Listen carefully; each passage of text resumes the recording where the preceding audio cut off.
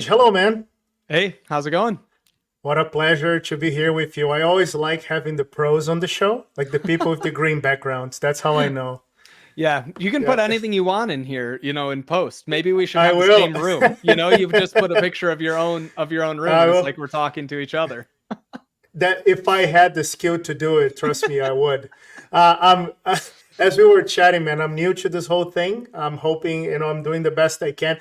Actually, my wife is the editor, Oh, nice. and not that she knows any editing. It's just that the bar that I set is truly, truly, truly low.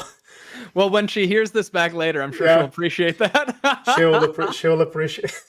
The thing is that maybe I put her as a test to see if she's editing the podcast or Right. really Yeah. listening to it. There you go.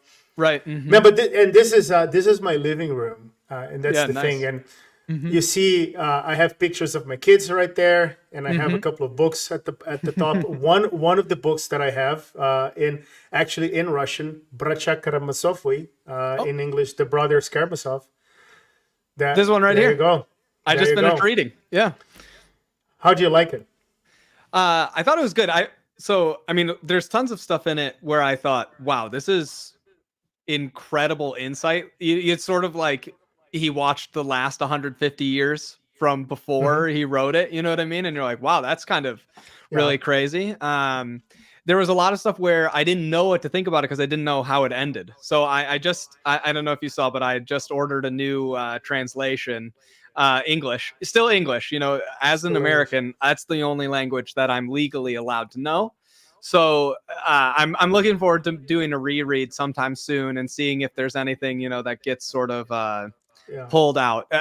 My understanding is I read the worst translation. I didn't know when I Why got is it. that? Why is that? Just so it's Magarshak, and the Hmm. Penguins discontinued this. They got a whole new Okay. translation to do. So nobody even mentions it in their list anymore of ones. I didn't remember even where I got this. I think I might have picked it up at like a used Yeah. bookstore or something. I don't even know. Like quite a while ago, and finally got around to finishing it, and then I really liked it. So I was like, oh, I'll try and do another round of reading this on maybe a different translation and just see what Yeah. happens. Lots of religious overtones in that book, and I don't Yep. want to give the impression because look, I think I just accidentally put you in a really bad light because I have the Russian Right, the original Russian one. here, Yeah, I know. I'm which jealous. does not mean that I read it. It means that I Oh, tried. nice. I Yeah, tried. I yeah. tried. You something that not everybody knows about me is that I Hmm. actually lived for almost 5 years in Russia. Oh, I didn't know that. Yeah, I There you go. So now you do. And now I do. and Russian is a very very hard language, Yeah. which is the excuse that I use for being lazy. Mm, Because smart. in 5 years you would have expected that I learn a lot, but I was struggling. One of the things that I shared a lot in the previous episodes Hmm. is that I was really addicted to this game Mm, for almost a decade, in which nothing, I could not do anything else. And you might have heard the term high functional addict, which is like yeah. you have an addiction, but you can still function, Right. which is how I would have classified myself. So I worked, I kept producing like a decent things, some would say.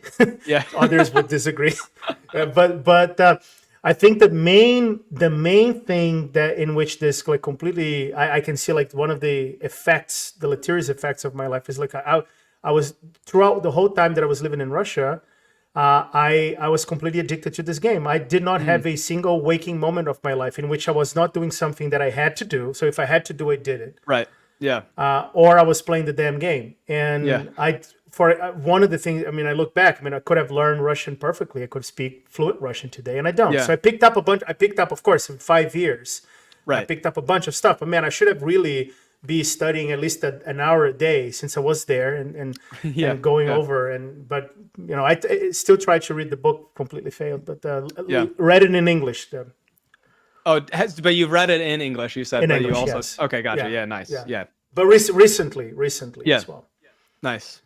Yeah, And Dostoevsky, I mean, he's quite the character as well. I feel he could probably relate to feeling some aspects of squandered years, but he's still able to do lots of great stuff. That's part of the goodness of redemption, right?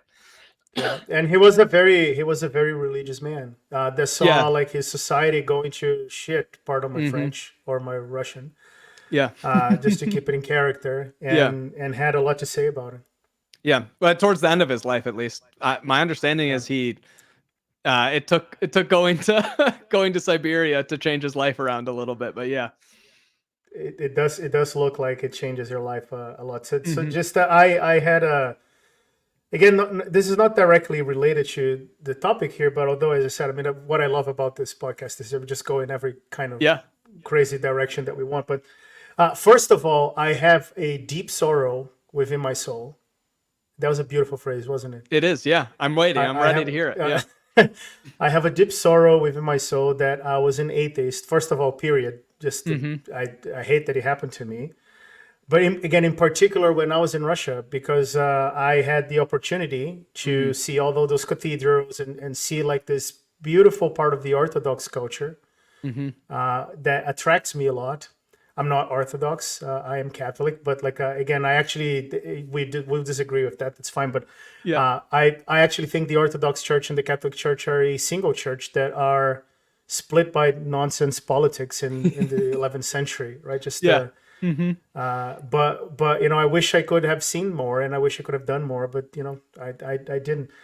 But I had this story with Russia, which, you know, if you read Dostoevsky, and have you read Crime and Punishment as well? I haven't yet. No, that's on my. I'm thinking about going back and trying to read through sort of chronologically when he wrote them. I'd be interested to sort of see changes, but I haven't read it yet. It's on my list now.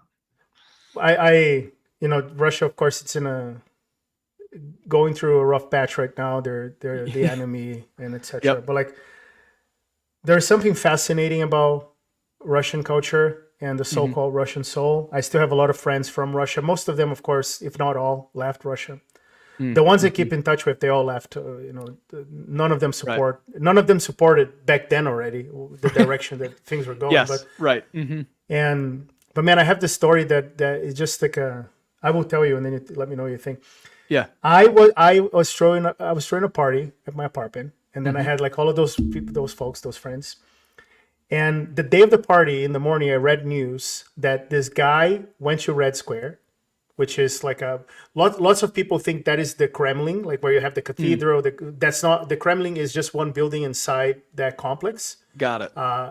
But Red Square is the square where all of those buildings are. So this guy went to Red Square and nailed his testicles to the ground in protest of Putin. And no, that's not where I was expecting this to go. Would you do that, Tej? Would you do that? Like no, I don't think it's very effective either. Would you imagine yourself? Yeah. Well, but here's the thing. I told my friends, this is the moment. I mean, this was almost my last year in Russia. Yeah. But that was the moment that I, for the first time, actually think I understood something very deeply about Russia. And again, sad that it happened only on my last year, and about cultural differences in general. Because I told my friends, look, Russians sometimes have a reputation of. This is why.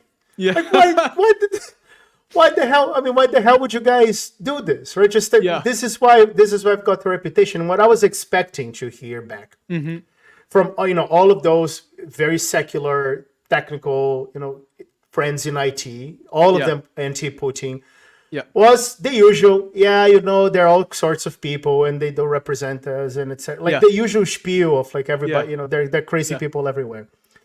What I've heard in response instead was, Glauber, you do not understand the Russian soul. and they proceeded with this very interesting and long explanation as to why the guy was doing it. And because in the gulags, they in a very Solzhenitsyn / Dostoevskian way, they did this to tell the guards that you can take everything from me, but you can't take me. Like, you want me to work, I will nail my balls to the ground and I will not work. I can't work now. Right? Because you can't take this one last breath of resistance from me. And like, man, this is beautiful in a sense, Yeah. which is I wouldn't do it. I would not You nail get my a balls to the ground. you get a glimpse of that when Dimitri at the end of Yeah, Brothers is talking about what he's going to do when he's going to go and he's going to endure this punishment, even though he wasn't the one who who killed his dad. Spoilers, sorry if people haven't read the book. It's kind of yeah. old, so I don't know what to tell you. But he's sort of talking about that, almost that same exact idea, except for him the one thing that they can't take away, right, is Grusha. So he has this sort of big Yeah. dilemma when she's not going to be able to go up there with him and everything. But yeah, it's just very interesting. I haven't read a lot of Russian lit or had a lot of experience out there, but you definitely catch glimpses of that, and definitely Dostoevsky certainly writes about, I think, that sort of idea and that sort of the Russian man, and it's very interesting to hear about and hear firsthand from people just still going on today in some ways. Yeah. Dostoevsky is my favorite author, bar none. And Yeah. again, I think living in Russia definitely increases because I can connect to some of it. Yeah. I would still keep my testicles if I could. Yeah, But just agreed. Same. I relate to a lot of that. Then have you read Notes from the Underground? I haven't read any of his other books man, yet, so you should. I'm planning on. I think I'm gonna try and do the reread just so that I can get a feel for some of the things that I missed on the first round, and then I was thinking about going back and starting at sort of chronologically, which will be fun. I think. I don't know how fast I'll be able to get through everything. It's more difficult to find time to sit down and read for a long time and focus with little kids running around, but I'm doing my best. How many kids do you have? I've got 2, and then 1 coming sometime in the next few weeks. Yeah, so very soon. There you go, man. Yeah. Mm-hmm. There you go. Very excited about that. Number 3. Not more than I have hands for, so we'll see how that goes. I have 3. I have 3 as well. I have 1 boy and 2 girls. Mm-hmm. Nice. Yeah, we have 1 boy and 1 girl so far, and we're not sure yet. We'll find out when baby comes, whether we got which side we fall on. So it's pretty exciting. Yeah. Cool stuff, man. Cool stuff. Like, look, just I in the notes of the is it Notes from the Underground? The notes. I think so. Yeah. Notes from the Underground. He writes there's a very interesting idea, because this was already, I think, when communism was taking root in Russia, before the revolution, but when those ideas were there. Yeah. And a lot of people have this feeling that in fact, this is how I learned about it in school, that communism is a great idea. Now it might not be, it might not work, and etc. Like, so you can put those qualifiers on it, but ultimately, like, is this great idea of this human brotherhood, and like Dostoevsky, I think, and again, this was before the revolution. He was the one that understood that, in fact, this is a terrible idea, and this is a terrible idea because, and that's the idea that he develops in the book. If we were in a society where everything was perfect and like everything was taken care of, we would find stuff to destroy, and we would set the society on fire. Yeah, just to feel something, because we're not built for boredom. We're built for. Yeah, and I mean, so I'm more on the side that people are born naturally not good. Like, I didn't have to teach my kids how to lie or like how to get upset, right? They figured that one out all by themselves. I have to teach them instead what it means to control your anger, right? And to respond appropriately in a situation, and how to tell the truth, even if you have right? Like, all of those things are things that I have to teach my kids. Like, naturally, they want to choose to do the wrong, and I'm trying to help them learn how to do the right. So I don't think, I'm not a society believer that society is the one that makes us bad. I think I've got plenty of badness all wrapped up inside of me. Jeremiah says the heart is deceitful above all else, right? There's this idea of that I've got it all wrapped up inside of me. So I don't really think, not only do I think, I do think communism is just a straight up bad idea, but I also think that it is not really possible to do in any meaningful way. And it reminds me of a quote my dad would always tell me. about like, if you ever find a perfect church, don't go there because you'll ruin it. Right? This like just a recognition that like, yeah, the reason that we have problems even, within the church or within other groups is because like each one of us does bad things, and you got to have some answer for that and some expectation, and hopefully like your worldview has a reason and like explanatory power to tell you why that's happening. I think that that's a pretty important like aspect of that. Yeah. Pretty traumatic thing to hear from your dad, but we'll paper over this. I think Explains it's a lot. good. No, I think it's good for your dad to tell you that, so you can recognize, oh yeah, like that feeling that I feel inside where I want to get angry and I want to, have a tantrum. It's natural that I'm going to feel that, but instead I'm going to say, no, I'm not going to do that. That's like the lead, that's how you overcome the difficulties of your life. So I think it's good. I don't know. I mean, my kids are still young, so maybe it'll turn out that I'm wrong about everything, but I'm trying my best at least.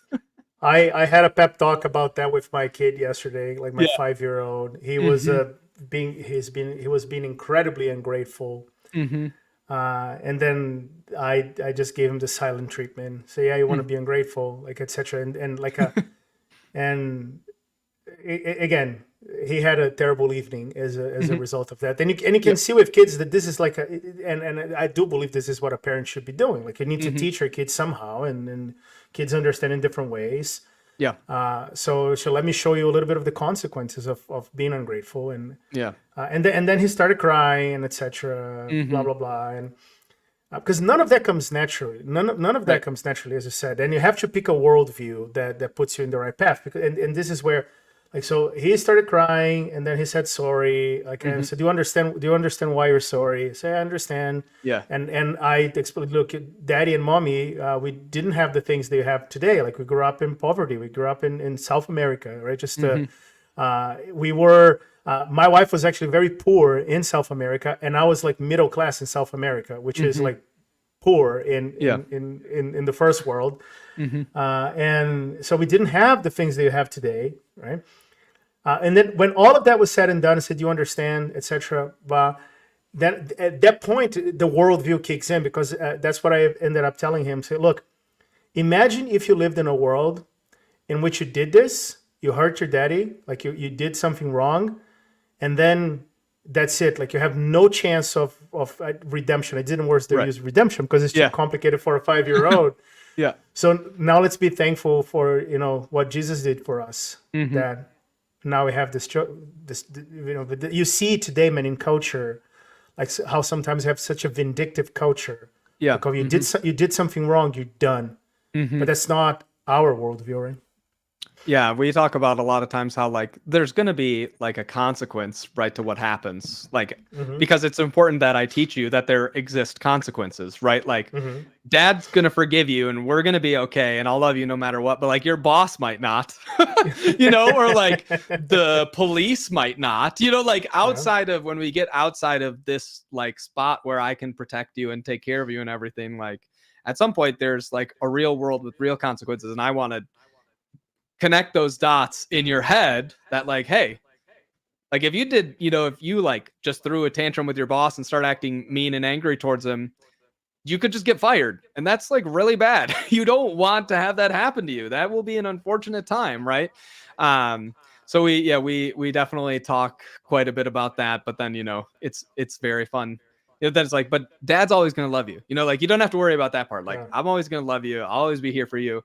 But like my job as your dad is like, I got to teach you about that the world has consequences when you do things. Sometimes we sometimes talk about, I mean, he's 3.5, right? So he's like, not everything's connecting there, but we still, like we talk about natural consequences, right? Where it's like, you don't want to jump off of there because you're going to hurt yourself. That's just a natural consequence. That's just the world we live in. There's nothing I can do about gravity, kiddo. You know what I mean? Like that's just the way it is. And then other times, there's sort of like just other kinds of, I don't say unnatural consequences, but there's like other kinds of consequences, right? Where it's like, oh, if you like lie or something, well, then like we're going to take away the thing that you lied about because that's bad, right? We want to teach you that that's bad. So it's just very, very fun, but very interesting. Sometimes hard, of course, too. It is. But yeah, trying to teach them because like it's really important that you connect those dots of being like, yeah, the real world has consequences. Like, I want you to be prepared for that, and not have your first job you get fired from, and you're like surprised that happened. Totally. Man, look, I was super excited for us to finally get to chat about it because I know it for a while. We don't Yeah. interact too much, but I've been following your work, and I had no idea you were religious at all. Yeah. So we're gonna explore that today. Yeah. And as I said when I was about to start the podcast, I've been an atheist. I was an atheist for around 20 years.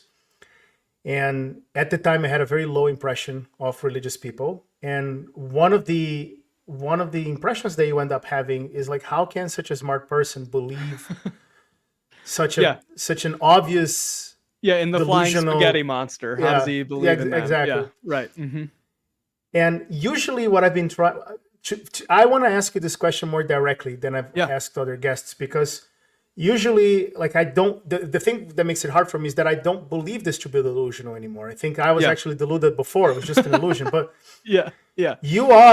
you believe some stuff that is crazy. Like, for example, that we should start indexing things from 1. True. Yeah. So how can you as a smart person believe delusional things?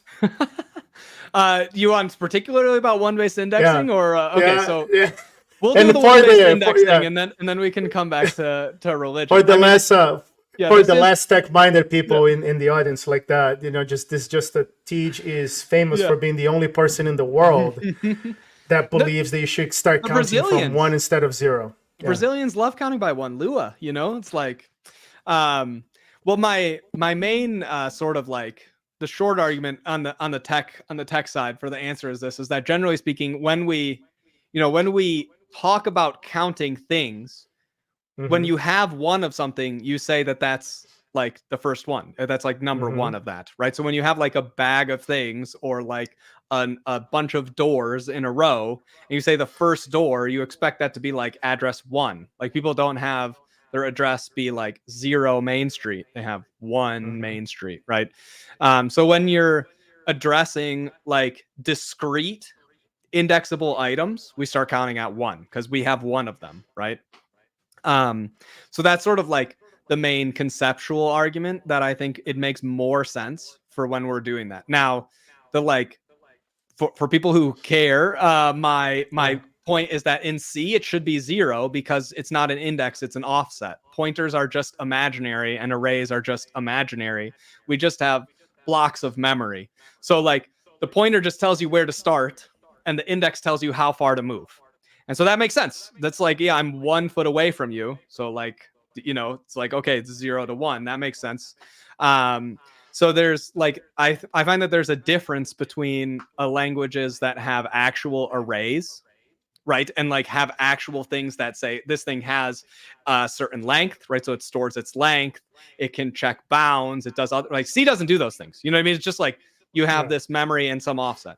But like if you have an array of things, I like Python, for example. I don't think there's any reason for Python to have 0 as the first number. There's like a million layers of indirection between where you put a little angle brace and then the number inside and the memory. That's not like subtracting 1 or doing something else. That's not like a big concern. And the reason that I think that everyone agrees with this is everyone laughs at their first programming language, how long it took them to say for I equals 0 or, range 0 to 10 and 10 isn't included. And we have this inclusive exclusive problem and we have all these, and you're like, oh, you forgot to -1 on this, right? I just think there's sort of this whole thing there that we have made a lot of off by 1 problems exist by just copying the semantics from C, which don't translate. Like it doesn't actually translate that what your list in Python is a pointer. Like there's too much in between those two things to say, I'm just accessing bytes in memory. Sorry, you're not. Like, that's not true. Python, it's just not true. Like, and we don't need to pretend. We can just pick one that makes more sense. And like, I get a bunch of comments on these videos like, oh, but then we'll just get confused switching back and forth between them all the time. And I'm like, I switch back and forth between them every day. Right? It's like, I write Lua and I write other languages. And I don't have any, generally speaking, have any problems with it due to those. I mean, sometimes you have problems because you have like weird like APIs that are sometimes 1-based and sometimes 0-based, but a lot of those are because we didn't change to be one-based for like other stuff. So I generally think it's really not that big of a deal, you know. And my like video that I joked about this in some ways, right, is like the real thing is we should just use iterators and stop using like stop using for loops and everything anyways, right? So yeah, you have supporters. You have I do. supporters in chat. There you Yes, go. they're not just my alternate accounts, I promise. Yeah. You know? No, those are They're real people. They were. They're real people. Yeah. If they were, they will be playing a really long game on this one, because those are folks that I, of course, have interacted before with, and Shreyas in particular is always a present. Mixed Nuts, happy to see you here. Awesome. So you've seen an example of how a rational person can rationalize irrational beliefs. Yes, Thank you, exactly. TJ, for that. It's a very good topic. Yep. Yeah. Now to the meat of the substance. Like, so we were talking about the Orthodox Church and Russia and stuff like that. You are not a Russian Orthodox Christian. You're correct. Yes, I'm not. What are you? So I go to like you would probably call it like Independent Baptist Church, I guess. Like for like a Catholic, you would definitely say, oh yeah, it's like independent, right? We don't have sort of like a church body that governs like what our church would do. You would call it like congregational led. So basically like we vote on things as a congregation, voting members, right? You have to agree to a bunch of beliefs and a bunch of stuff to sign to like be a member, right? So it's not like anyone who shows up on a random Sunday can just vote and be like, we don't like this pastor anymore. So like you have to be, you know, like a member of the church. But we do have some like larger, I don't know what you would call it. We have some larger bodies that we're like associated with that sort of help guide and like we talk about amongst other things, right? But so largely I would say independent, congregational led, and we have like an elders board, right? So it's not like just there's a lot of Baptist church where it's just like the senior pastor says, oh, now we're doing XYZ, and then that's what happens, you know, sort of thing. Instead, like our senior pastor is like one of the elders on the board, and they like make more of the executive decisions, right, and stuff like that. So it's not. But like, is it about the day to day of, you know, how the church operates, or is that doctrinal as well? They would be the ones who would put forth. Actually, like it's kind of interesting. We recently have been updating our doctrinal statement just because lots of the questions people had when they last did it like 40 or 50 years ago are like, you didn't have like, there wasn't a lot sort of hilariously about like the nature of Jesus, right? Because at the time, 40 or 50 years ago, like if you said you were a Christian, you believed Jesus was like a historical figure. There wasn't like on the table of like a question of that you needed to answer as like a member, right? Yes. Everyone who signed up and said that they were a Christian said, yes, like Jesus is a historical figure. So we just were like updating to clarify stuff compared to things that are going on. But the elders can't approve that. They basically update it, submit it, get feedback, and then they put it to a vote for the congregation, and the congregational members vote to approve or not. So they can't change doctrinal statements or anything without like congregational approval. That reminds me a lot of the councils that are done in the Catholic Church, because sometimes Catholics get accused of like, oh, you made this up in the 16th century or something like that. But the reality is that if you go look at it, what they're doing is clarifying things that came into question that were never in question before. So like, the reason we haven't talked about this before is just like nobody questioned this before. Or that they're just like sort of formalizing it, right? To make it clear, like, when we say this word, this is what we mean. Yeah, exactly. Right? Like, you know, oh, we believe in Jesus. We're like, okay, well, before we didn't have to mention that we thought he like really was historically here, like as a man. So it's like, okay, so let's write that down so everybody knows that that's what we mean. So then we can include that info in what we're saying. So I think, that aspect of it is good. And I would say, I don't know, we're kind of in some ways quite quirky. We like right now so I actually teach our like young adults class, like say 18 to 25 to 29, of like at our church, we have a larger church service first, and then we break up into like, we call it our adult Bible hour, basically, like afterwards, where we have smaller like classes basically.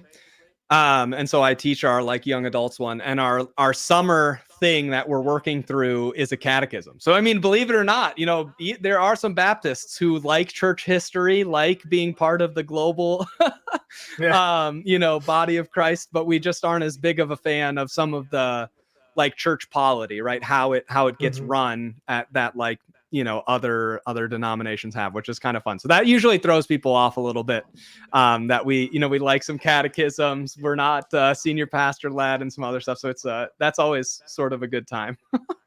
Yeah. Have you read or seen or the Da Vinci Code?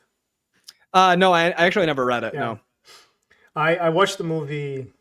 I don't think I've ever read the book. I don't think I did. But I watched the movie when it first came out, like however many years ago. Yeah. I was a complete atheist at the time as well. Yeah. And it's super funny, especially looking back, because there's this conspiracy. The book is about this conspiracy. Yeah.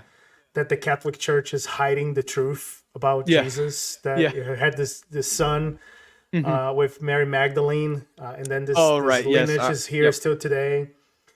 And then one of the things that became quite famous out of this book is like this revelation that happens in the book, that the people did not believe that Jesus was God before the Council of Nicaea. And a lot of people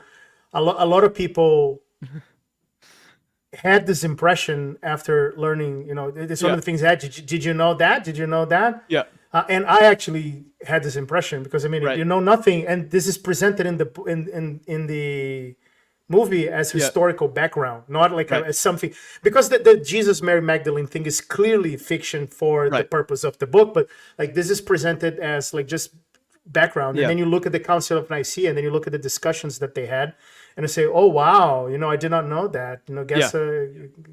That's but I mean, later on in my however, I've lost track now, it's just deconversion. Yep. I found like this historian that in fact is not a Christian. He used to be, but then he left, Bart Ehrman.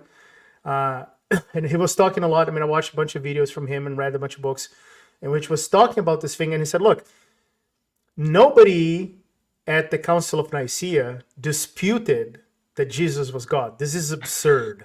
Right. Yeah. They disputed, what did that mean? Right. Yes. Right. And because, it's a complicated question. Yeah. To be fair. Yeah. It's not simple. Yeah. Mm-hmm. Then you look at it like that were the people who believed that Jesus was made to be God. I mean, he was originally a normal person, but then he was adopted by God because he was such a great individual, like that more than anybody else. Mm-hmm. There were the people who believed that he had a single nature, and then there were the people who believed they had two natures. Right. And then there were the people who believed they had two natures, but he was a created being by the Father, and the people who believed that he was, So you had all of those discussions about like, what does that mean? Yes. And because the reason you wouldn't have this council before is that like nobody cared.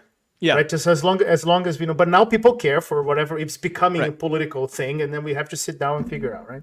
Yeah. I mean, if you just, my personal, whether you believe the Bible's real or not or whatever, you can just read through the Gospels and it's super obvious that Jesus says that he's God. Like you can just read through like Matthew, Jesus says that he's Lord of the Sabbath, and you're like, okay, right? And he wasn't talking about Ozzy Osbourne, right? Yes, and and then he says he gives these examples of he's greater than the prophets and he's greater than Solomon just shortly after he talks about being Lord of the Sabbath, and so it's like, okay, he doesn't. Well, and there's some other very fun ones that are a little bit more complicated that if you don't have some of the background, maybe they won't pop out to you, but it would be very obvious to the people who Jesus was talking to, like when he talks to the Pharisees before when he's in trial and he talks to them about how he's the Son of Man riding on the clouds.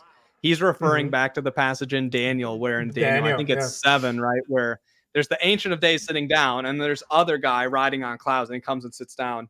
But like cloud rider, that's what the people then called Baal. So like the prophets are saying like, no, you guys don't get it. Like this Baal guy isn't the one. Like we got this other guy, and he's gonna come. He's this man. He's a cloud rider, and then he comes down and he sits with the Ancient of Days. There's two characters in the thing, and you're like, that's why right after that they said it's time to kill this guy. It wasn't like they're like, I wonder what he could be meaning by this phrase. Right? It's like, oh no, he's saying he's God.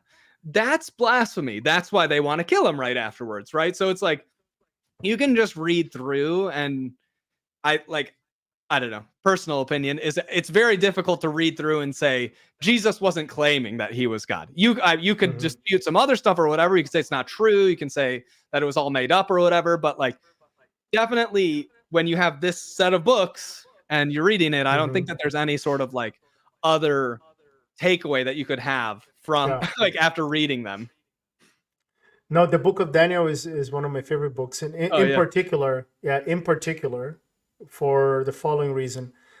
I don't believe that the Gospels are actually dated to when the historical consensus of today dates them. I actually think there is a group of people that believes that the Gospels are earlier than what they're believed to be. And the date that people acknowledge, and again, learning that date was already one of the things that threw me off. Yeah, because the date that is the Gospels are acknowledged and accepted to be written by is with the exception of the Gospel of John that came later, but still in the first century, but later. Like the first Gospel is supposed to have been written in the 70s AD. Yeah. But one of the and there's a difference between reading about something and absorbing the information, and reading about something and understanding why the claims are being made the way they are, and saying, do I accept those claims? Yeah. And if you go research the people who say this was written in 70 something AD, right?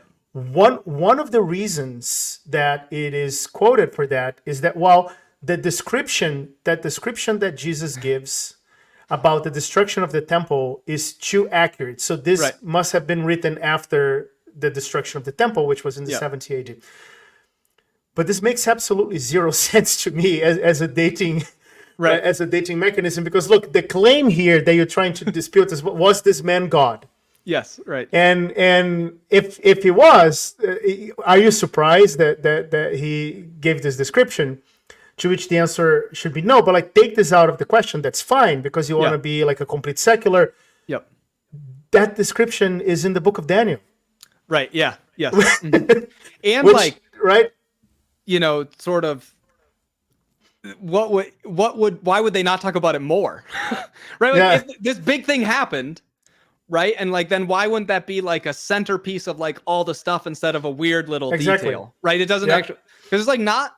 For us, we're like, oh, the destruction of the temple, whatever, but it's that was for not the opinion of first century, Jewish people. They were kind of like, that's a really big deal, Yeah. So it's, it's then it seems like if it was after the destruction, it seems like they would have written a very different, gospel, right? They would have been sort of this key feature of what was going on, as opposed to a random detail in a small verse. It doesn't really add up. But my point being that even if you want to completely secularize it and say we have to assume that this guy was not God for whatever reason, he could be just quoting from Daniel, a book that was already there from so why is this a factor in dating this to the 70s, right? And then you have other pieces of the evidence, like the fact that the way that the book of the Acts of the Apostles ends, so we know that the Gospel of Luke was written before the Acts of the Apostles, right? And then that look, the Acts of the Apostles does not give a ending to the story of Paul. But look, this is a book that is essentially about Paul, and Paul was killed a bunch of. So if it was written after Paul was that, why wouldn't you write this as a conclusion? So you pick all of those pieces of evidence, and I actually believe, and again, I'm not the only one. There is a group of historians that believe that too. I just side with them. I believe that the Gospels are way earlier than they are believed to be. Yeah, and it kind of makes them the perfect age, because when you think about, I was thinking about it the other day. I do this sometimes once a year, And you would think that the best time to write about something is right after it happened, because you all the details are fresh. Yeah. But it's not really. Yeah. It's not really. And the example that came to mind to me is 9/11. Now is the perfect time to write about 9/11. Because we have like, you have because more because you know the consequences of those events, and then out of all of those things that you saw happening, you saw 20 years later which ones mattered, which ones didn't matter. And then you can at least sift through, like, instead of just presenting a raw dump of information, you say, oh, you can trace that to the fact that we lost a lot of our freedoms in the West. Yeah. And then you can emphasize that in your account, because you see this was substantial. When at the time, people are talking about the Patriot Act, but nobody knows if this is something that's going to last a week, 2 weeks, or be forever, which was the case, right? Well, it's good because it has the name Patriot in it. So that's how we decide whether government programs are good or not, is the name. So, well, is there any other way? Yeah, I think too, it is kind of what you were saying earlier about the dating of the gospel and stuff, and sort of like assuming the answer to the question. It was pretty funny because we were talking on my stream a little while ago. I did on Sunday nights, once or twice a year, we do like a sort of, we call them electives. They're just sort of like random smaller classes that we do for a few weeks at my church about like random topics. That's someone, like, usually a lay person, not always, sometimes our pastors do, but like teach about something random. So I talked about AI and like its implications on our theology of Imago Dei, right? Made in the image of God. And so it was very funny because we were talking about that on stream, and then I was saying how I don't think AI can ever be human because it's not made, like, it's not made in the image of God. It doesn't have the status imputed to it. It doesn't have like a soul, basically, is part of the short answer, right? And then someone's like, well, humans are just their brains, so therefore there's no souls. And I'm like, no, that's kind of like assuming the answer to the question that I'm trying to talk about, which is that I think we're more than that. So you can't, it's sort of like, you can't just rule out anything beyond natural when I'm saying, I think there exists something beyond natural. That's sort of, and I get that maybe then we're coming to the table with sort of irreconcilable preconceived notions. That's okay. We can talk about which one I think has better explanatory power and a bunch of other stuff like that. See which one seems more reasonable. But like, my point is, I think there's something actually beyond just my neurons firing that helps me decide what to do or not. So you, apparently, according to our chat, you missed an opportunity to show Neovin. True. I probably have. Neovin, by the way. Here we go. Which, to, again, the less technical members of our audience, is not just a coding IDE editor, but the best one. True. Absolutely, the best one. But this was the thing that drew me. Like, for me, coming to God was a process, but that was the last step. That was the last step. When I realized that for all of the talk about, going where the evidence leads me, etc., I had that one fundamental assumption that this was all impossible. And that was an assumption, and I had to come with terms with that, and I had to come to terms with the fact that I was, again, there's nothing wrong, I think, to assume something. We assume things all the time. Yeah, we have to. We have to. Like, we have to make assumptions. Like, I still make assumptions all the time. At least I think, I try to be as aware of them as I can. But you are assuming this in the process of answering whether or not this is true. Right? Because it's this thing that you have explanations for you have explanations for everything that is claimed about Jesus. But all of those explanations assume that, since we know that miracles cannot happen, then since we know that, and it goes down to, look, one of the ways in which it manifests is you asking, well, he didn't come back from the dead. How do you know? because people don't come back people from don't the come dead. back from the dead. Yeah, right. Okay, but how do you know that people didn't come back from the dead? Because it never happened, because we don't see it happening. Okay, but if it happened, the claim that this is miraculous is not that it happens all the time, because Jesus drank water. Yeah, nobody disputes that, but also that doesn't prove that he was God. Like, it's not just right. But if it happened only once, because then the claim becomes, can you show me one time in which that happened?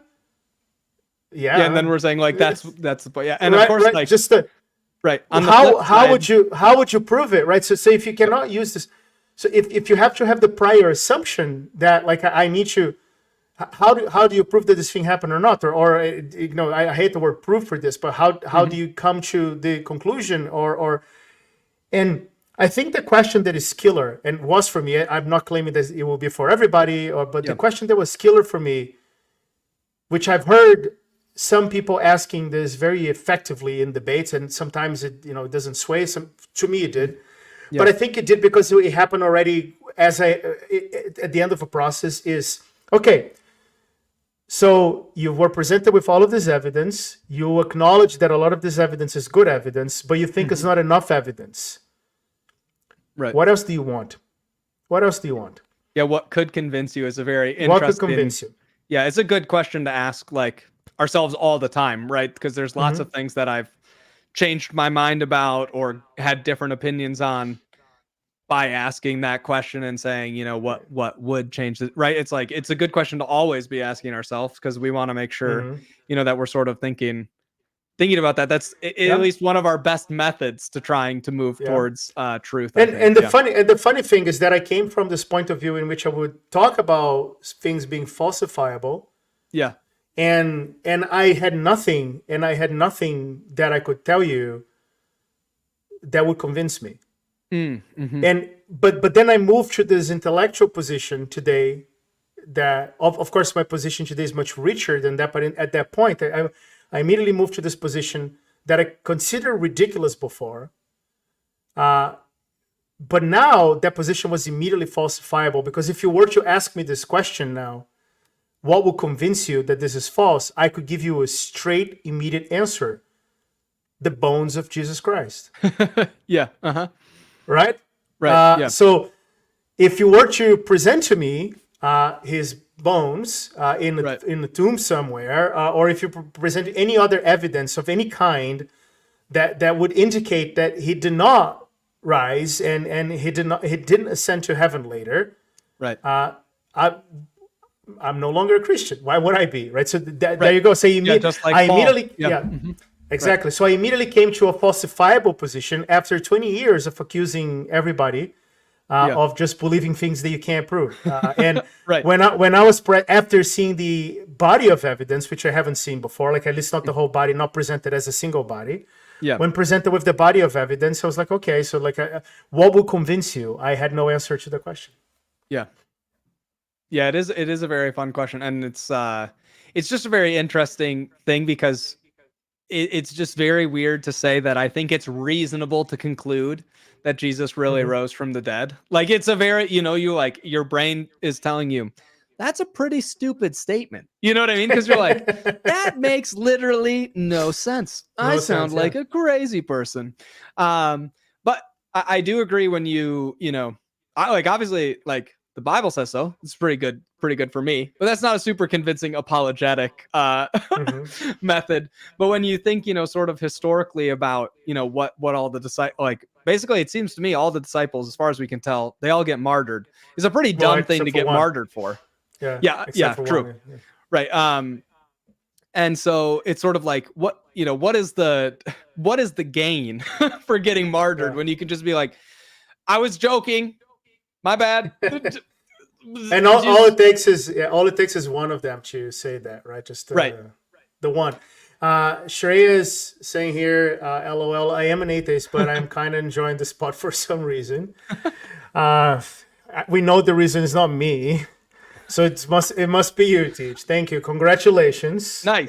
You have a fan. Nice. But excellent. Were you always a Christian? Yeah, actually, I'm going to the same church that I went to when I was born, which is pretty fun. So there's a lot of history there, for me. I definitely had some times growing up, like in middle school and high school, and sort of advancing out of there, where I was really interested about, like, why do I think that this is true, right? Not just sort of like, oh, my parents thought so, so it was good enough for me. That wasn't Mhm. really an appealing answer. You can probably guess from engineer brain, that wasn't like, Yeah, yes, well, my parents thought it was a good idea, so I'm going to do the same. there you Especially as a go. teenager, Yeah. that's Oh like yeah. not the As a teenage boy, because we know that the one thing that teenage boys want to do is agree with their parents, their dads agreed. specifically, right? Just Yep. that was my Yeah. Um, so, so there was some times where I was really doing a lot of reading about, apologetics and sort of ideas about what, like, why do we think it's reasonable? How did we get the canon? Why do we have the canon that we have? Why do we think that it's, the same words that were there for a long time? What about the apostles? Were they, was Jesus a real person? Blah, blah, all this kind of stuff. Right. And so I did a lot of sort of, I don't know, soul searching and reading and stuff like that as I was getting older. But yeah, I was raised in a Christian house and believed in Jesus quite early in my life, which I'm very thankful to my parents for. Did you openly question that with your parents when you were growing up, and or not? Just That's a good question. I mean, I never really felt like I thought it wasn't true, if that makes sense. okay, I was just interested to yeah, know, like, but I okay, was knowing more. in some ways sort of, I don't know if I would say open to the possibility. I mean, I was trying to make sure that I was, thinking through things well. And like my parents were happy that I was reading books to decide whether this makes any sense or not. You know what I mean? So Hmm. they were always very encouraging of me to try and like explore things and try and make sure that I was like thinking well and thinking, not just regurgitating what they had told me, right? That was something that they were very cognizant of, growing up in a Christian like house and stuff, of not being just like, oh, well, my parents thought this, so I should think this. That's not a very good foundation for anything in your life, let alone Anything. something that you are going to make a lot of your big life decisions related to. Was there ever anything that you've read or came across that you thought, okay, I have to think deeper about this. This is a good point, and maybe if this guy has a point, then this isn't true. Or Hmm. what's the best argument for atheism in your position? I think uh the most difficult thing to talk about, of course, is because at least for me, is like, why do bad things happen? Yeah. Um Before that, there's oh a yeah. comment that is unrelated. I mean, I started using OCaml because Tej and Sabine, I don't know who Sabine is, but probably some OCaml person said Yeah. so. Is that bad? No, you can trust me. You can You trust can me. trust. Yeah. Yeah. Yeah. You should. You should trust me. Um so I think, the problem of evil, and combined with with God's sovereignty, that I believe that he knew everything that would happen beforehand, is like a very difficult question, because there's lots of like really horrendous things that happen, right? So I think that that's not like By the a way, is your belief? This is a very interesting question yeah. because do you believe God is sovereign? Going back to again, nobody that is a theist disputes that, but then Yeah. there is the question of what does that mean Yeah. in your church and you specifically, and if you disagree Yeah. for your church and on your statement, Yeah. how Calvinist are you in that sense? Because the Calvinists are Yeah. like God preordained everything. There's no space for free will. It's just Well, predestination. As a yeah. Catholic, I think this is of course not true. So where do you stand? Well, I would say that that's not the Calvinist position. Like, so Yeah. I'm pretty Okay. Calvinist, I would say. Okay. Um, Enlighten us. Yeah. yeah, so I would say Calvin's position on predestination is not supposed to be about free will or not. It's supposed to Okay. be a doctrine about a comfort for a believer, that you can be Mm-hmm. confident that God will preserve your faith until the end of your life, and it doesn't depend on your own strength. So Mm-hmm. there's supposed to be this great confidence that you get from this idea that, well, since I know that God's sovereign and he's powerful and he loves me, and he says that he will give this idea of the perseverance of the saints throughout the scriptures, right? There's this idea that then, I can be confident that like today I sinned like a lot, like you think about how many times you don't, how many times I have a mean thought about somebody, right? Or I don't How many respond like, times or how many times you Right. write JavaScript even by accident? exactly, yes. Just, How many times, right? Or how many times, when I don't respond in perfect love and kindness to my kids, right? You think about how many times like I fall short of what the standard of perfection is, right? And like the idea of predestination is supposed to be like, that's not good, right? It's not good that you're sinning, but you can be comforted that it's not about your works stacking up good enough to get into heaven, right? That's those are separated questions. So predestination is just is more of an idea. Calvin wasn't trying to start this like big idea about like you don't have any free will. You're just an automaton who's going to get dragged kicking and screaming to heaven. That's not. That's a like I would say a bad characterization of what Calvin was doing. He was instead, I think, trying to push back against people who felt that after they trusted in Jesus, they had to do faith plus works. And he's saying, whoa, no, people like me. Well, Calvin would say you must, a real faith will produce fruit, right? So it is required in a sense, right, that you have a changed life, but that's not the salvific thing, right? The salvific thing is that when you believe in Christ, what you have is imputed to you as Christ's righteousness. So you already have now this status of righteous in God's eyes. Now, that means that then you should be doing something different. You shouldn't be the same person that you were a year ago. You should be changed in some way. You should be producing some new fruit throughout your life, and continually walking on that path of sanctification, right? So sanctification versus justification. But so for me, I'm like I would say I'm pretty Calvinist in the sense that like I think a lot of what Calvin said is like good, and like I'm pretty reformed, but I wouldn't be. I definitely disagree with the characterization of Calvin that like he would definitely be on the free will side, right? That's a different thing. So I was asking you if what are the things that you would consider like good arguments for atheism, but then I have to take this detour, man. I have to, because we're gonna learn about Calvinism now. That's what we're gonna do. Because first of all, and this is, man, I hope you appreciate that. Like I try to bring guests to my podcast from all of the possible directions. I'm pretty open with the things that I believe on, but like I'm not here to fight or anything like that. I'm here to learn. I don't want to fight either. But as a Catholic, I disagree with that, and I would love to learn more, because I've been thinking a lot about things like that. And maybe we'll find an opportunity later for me to talk about my own experiences with that. But I want to use this opportunity to learn and maybe to teach the audience about Calvinism. We're going to start with a question, but first, which is we're going to start with a question, number one. But before that, number 0. Oh, nice. As we should start. Like, is this your position, or would you consider your church and a Calvinist church? We definitely wouldn't say we're a Calvinist church. We would probably be more like in the Reformed tradition, but it's a little complicated because Reformed tradition, like, so we're Baptist, right? So we wouldn't practice infant baptism. So like, it's a little complicated, right? Because that would definitely be, well, basically like Baptists, I already recognize. We're like the only people that do like adult baptism. Like, we don't baptize infants when they're born. So like, we didn't baptize my kids when they were born. We do like a thing called dedication and some other stuff, which has a lot of the same, I would say, overtones related to baptism that you see like in the Catholic Church or in other churches. But so like, it would be weird to say we're Reformed or Calvinist because we're Baptist, and that like the name Baptist kind of implies we're like, we do this, sort of like credo baptism, right? Which would be like you confess and then are baptized, like in front of your church.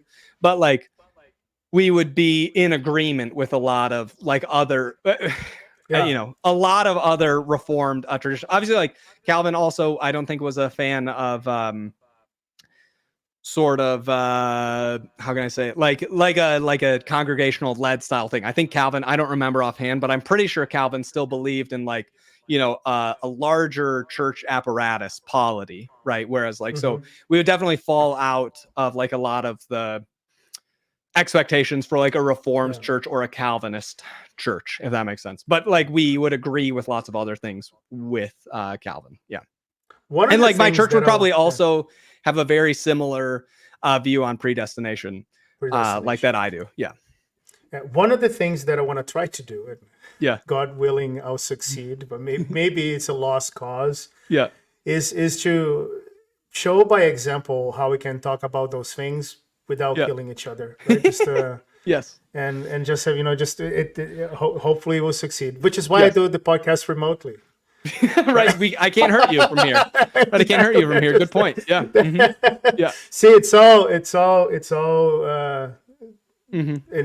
all on purpose. But so great. So you have this pretty Calvinist. Would you agree with me that the way, because the way I always understood this is that there is this thing that before you were born, you have no choice on that matter. So before you were born, it is already decided that you are this or that. Is this, how wrong I am in this characterization? Because first I need to understand what Calvin means, right? Right. So it depends so there's it's a very difficult question because there's sort of this like there's a tension there for sure that we recognize like so like from a reform perspective you would be like God's sovereign, and I think like everybody, like you said, Mm-hmm. everybody agrees about Yeah. that, like in the Mm-hmm. like broader umbrella of Christianity, right? But like we also are given free will, so like that those pieces are kind of hard to fit together in some ways. And like I get that there's a tension there, and then that's difficult. And like it won't be a very satisfying answer, I think, to like an atheist about how I fit those pieces together, probably, which a lot of it just relates to like, yeah, I'm a finite creature and God's infinite. He tells us so. And so he says that he's able to know everything that's going to happen and have this idea of a plan, and he's foreordained all these different things, right? But also like he gives us the ability inside of that to have free will. And it's not just like, since God's outside of time, he like predicts what's going to happen next, right? That he's seen the multiverse like Doctor Strange or something, and he can see all of the possible combinations. And so therefore that's how he figures it out. I don't think that that's what like sovereignty means, right? That's not a very reassuring sovereignty either, right? Like the reassurance of sovereignty is that we can trust that God's in control and that there's going to be this ending, right, where he comes and returns and makes things right. There's this whole big thrust throughout the whole meta narrative of the Bible about like, how do we get back to Eden? Like we recognize that the world is broken the way that it is now, and it's bad, and there's so many bad things. We want to get back to this mountain garden where God comes and lives with his people. It's what you see at the end in Revelation, and that's what you start with in Eden, right? God's living with his Mm-hmm. people and everything's good. Mess it up, there's a distinct break after that, and then things good, right? So we have this like idea of sovereignty, and I don't think it's just like God's predicting what's going to happen next, right? But within that, I don't think that God makes anybody do anything, in the sense that like I don't think he like robot mind controls them and says like you're gonna choose to get saved and you're not gonna get saved, or you're gonna choose to like be angry at someone and then you're not gonna be, you know what I'm saying? Like I don't think that there's like this remote control aspect where God does that. So to come back to your question, do I think God knows? Like I think God knows beforehand, right, whether you're going to be saved or not. Like I think that seems pretty clear that if he knows everything, that would be included in everything. Yes. Right.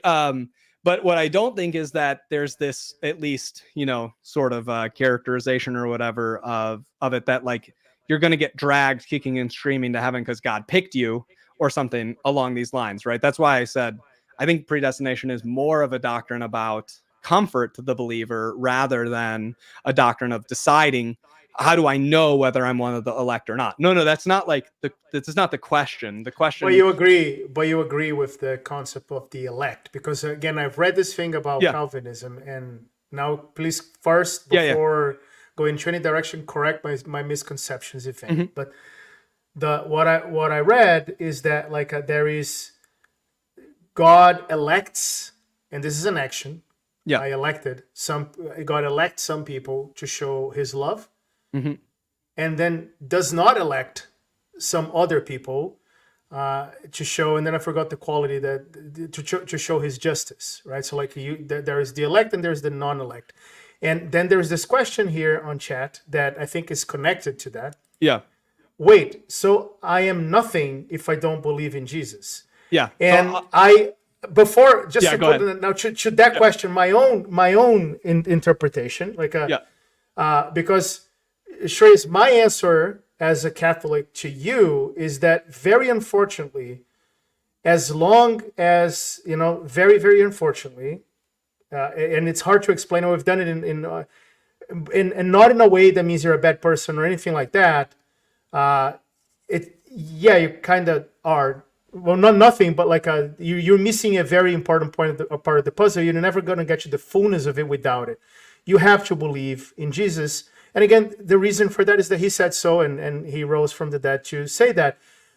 But then the question is like, what do we do with the people who don't? Because as a Catholic, I believe that those people still have a choice. Yeah. They can, right? And as a Calvinist, or from the Calvinist perspective, those people don't have a choice. They were already not elect. Yeah, so I'll just say one thing to Shrey as well, that I think that like the way I would answer it is that I think like you are a lot of something. Jesus came to die on the cross, and like it's very difficult from a non-Christian perspective to get like the gravity of that situation. But like, you can imagine the transcendent God coming down and living this like imminent life, and basically getting humiliated for all of His life by the people that He made.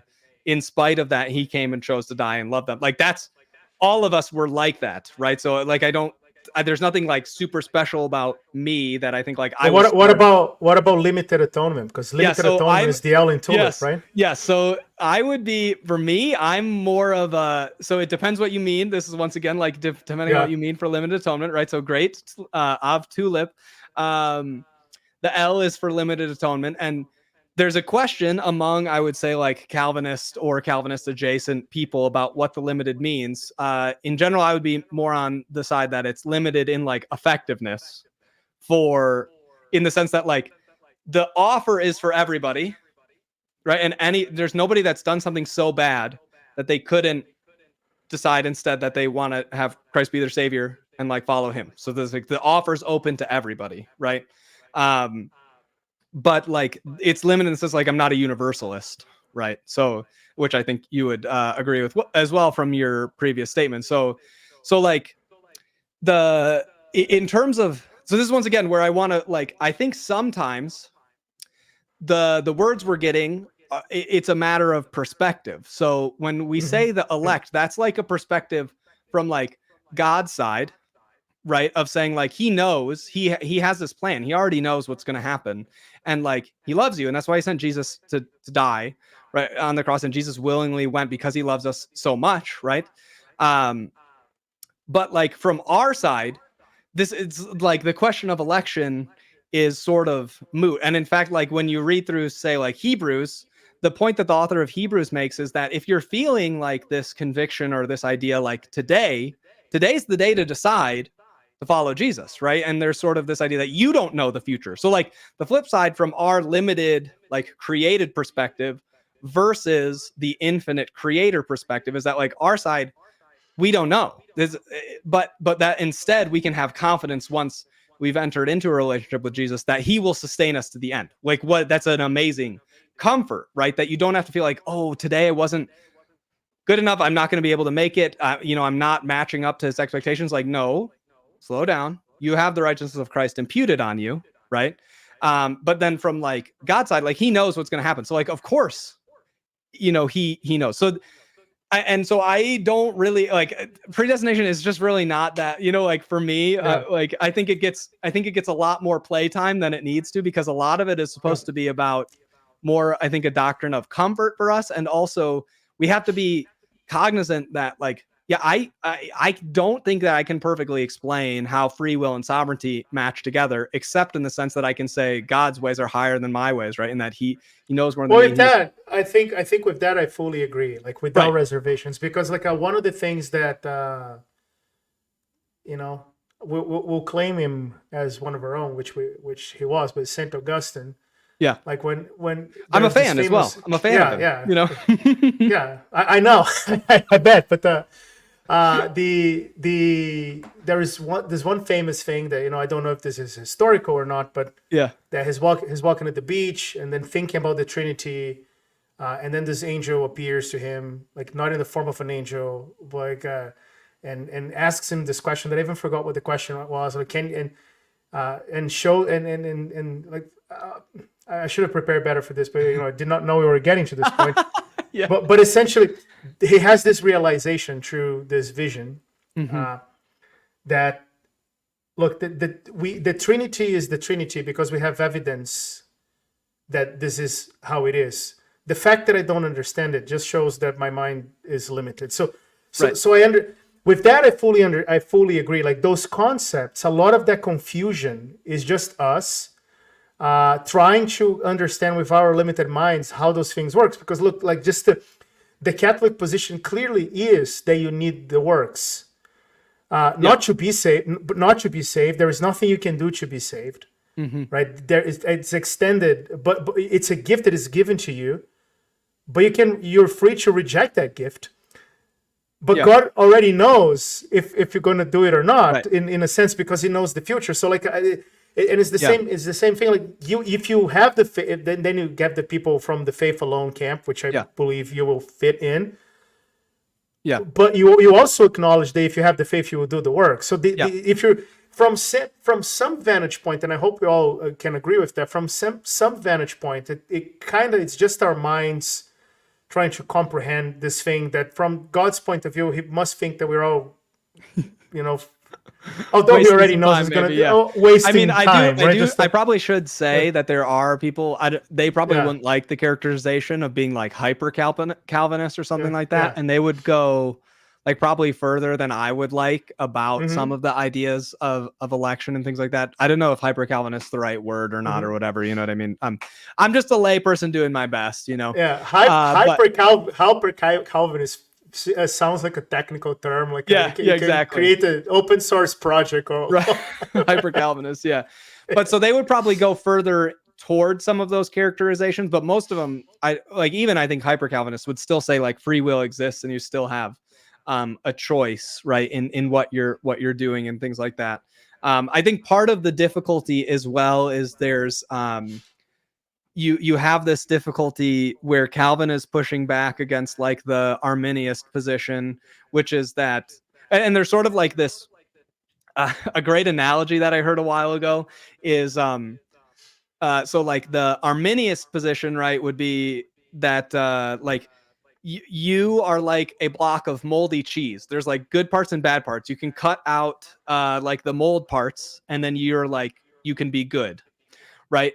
Whereas like the Calvinist would be more like your sour milk. Like you can't get the sourness back out of the milk. You need someone to come and like help you get the sourness out, right?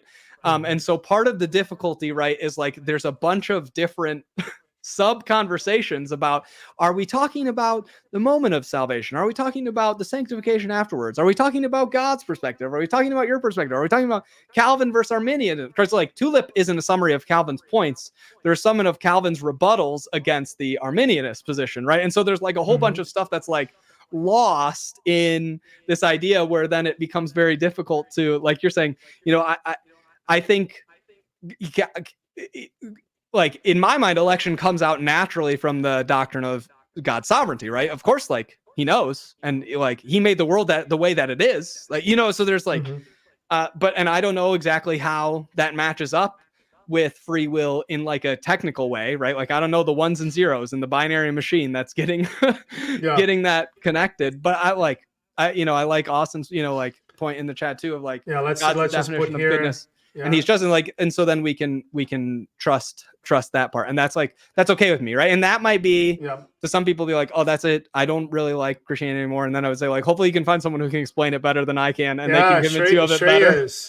Shreya said, this makes me this makes me want not to be a Christian even more. I'm going to save myself. So this is interesting because, again, one of the things that, coming out of atheism, one of the things that I came to realize, I mean, not that I didn't think that before, but like it became, I guess, stronger, is that, look, I don't get to determine what is true and what is not true. I have to look at the evidence that I have, and from there, like, and see what's true and what's not true. And Christianity makes absolutely no sense in many ways. So yeah. It is not a doctrine that I subscribe to because I like the results of it, and in fact, like a lot of people have this idea that after, I'll become a Christian, and then because this will make my life better, and I don't doubt that this happens to a lot of people. I've actually seen it happening to a lot of people, but actually my life is in many ways a lot worse after that, and again, God do whatever he wants. I don't know why, but and again, it's not that I'm being ungrateful, because in some ways it is better, but I can't say that my life is, as some people said before, some people can claim that my life just got way better, right? Just because my life on earth in many ways got worse, in many ways got better, but like at the very least is not a clear, and it's something that I'm okay with, because I look at history, as I said, and I look at all of this evidence. And I can't deny, after looking at the evidence, that this event happened in history, and this man rose from the dead, and then those things have consequences. And when you look at all of this together, the answer is very clear, which, again, whether I like it or not doesn't matter. Which is, unfortunately, we're broken beyond repair, and unfortunately, we need a savior.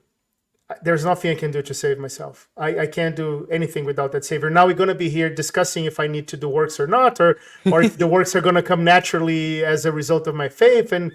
But I think we all agree as Christians, Catholics, Orthodox, Protestants of all sorts, that what the data shows us by looking at the history and what this man said and what it was recorded and what the Holy Spirit did to them, is that you're broken beyond repair. Just it is, and this is how the world was made, and you need the savior. That's it. So whether I like it or not, it's immaterial. It's just what it is.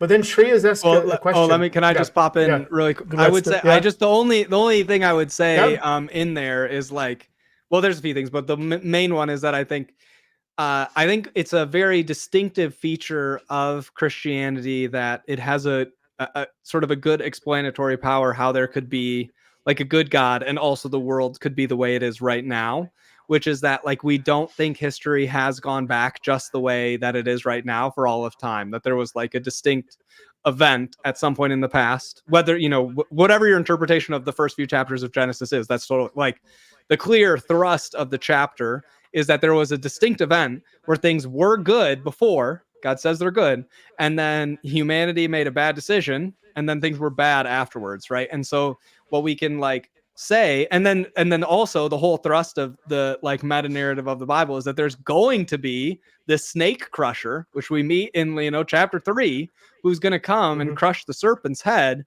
we're going to restore things back to the way that they were, actually better than the way that they were before, right? And so it's like really important, I think, in that distinction of like, it's the way the world is right now, but that's not like the final hope that we have, as well as like, that's also that feeling of like, the world isn't the way that it's supposed to be. It's like, yes, we agree. Like, Christians agree the world is not the way it's supposed to be right now.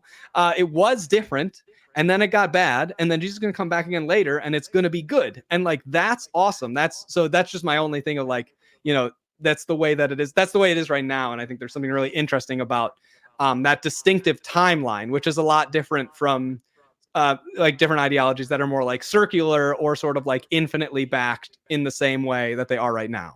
So this is my only, only a little Yeah, quibble. but having explanatory power, I do agree with the explanatory power. Having explanatory power have nothing to do with liking or disliking the conclusions of Yes, sure. Yes, right. which is Yeah. which is my core point. Yeah. Yeah.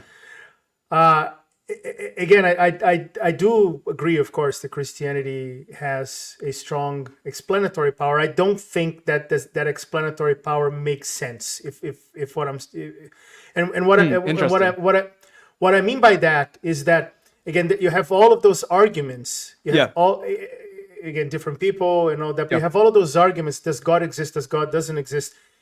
If you don't already accept those events, then I don't think that has explanatory power. That's what I mean. Yeah. In the sense that, that, that makes sense. Yeah. They don't make sense. Yep. They don't make sense a priori. Like you look at that and say, if you're trying to prove whether or not there was an Eden based on anything else, like you just I was which saying is more right, more like within the worldview. Like if you accept if you accept them, then you could say like, oh, is this like internally consistent and does it explain things well, like inside of itself? Because like internal consistency is a good data point, right? It's kind of like right. It's like, does it make sense that like I feel like the world isn't the way that it should be? Does it make sense that other people feel that way? Is that like a general feeling that people have had for all of time? Well, that's an interesting data point, right? To sort of be like, is there something there? Now you could just say it's just made up. That's totally fine. I'm saying you can have your preconceived notions of how you want to do it, and then like, but like, okay, at least test out mine,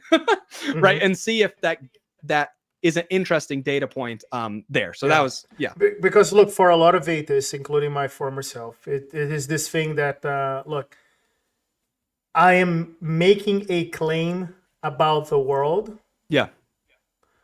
And an example of that claim, forget Jesus for a moment. An example of that claim could be, actually, don't forget Jesus for a moment, ever. But it's a good street, good, yes. But like leaving him out of the equation for now. An example of a claim will be Genesis, exactly as you did. Like the world was created this way, and it was created for this reason.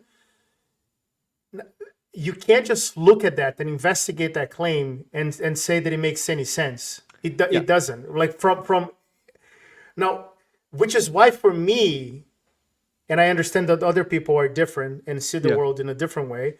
That is why for me, it was so important to come to the understanding that once you learn about history is usually recorded, once you go dig deep into like how mass psychosis work, like once you study the conditions under, once you learn, because one common objection is why wasn't this event recorded by non-Christians, the resurrection? Which, when I think about it today, is a completely stupid thing to say, because like, how would you see this man raised from the dead and not become a Christian? That's it. That's exactly what you just. But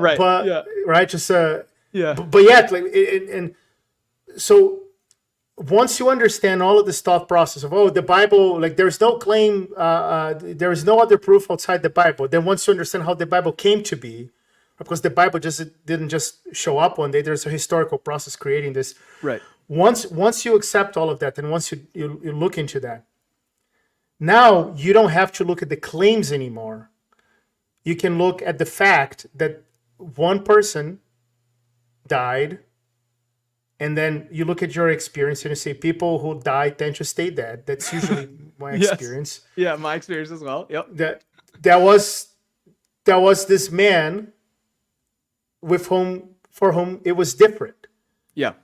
He died, and I actually have a heretical opinion in here.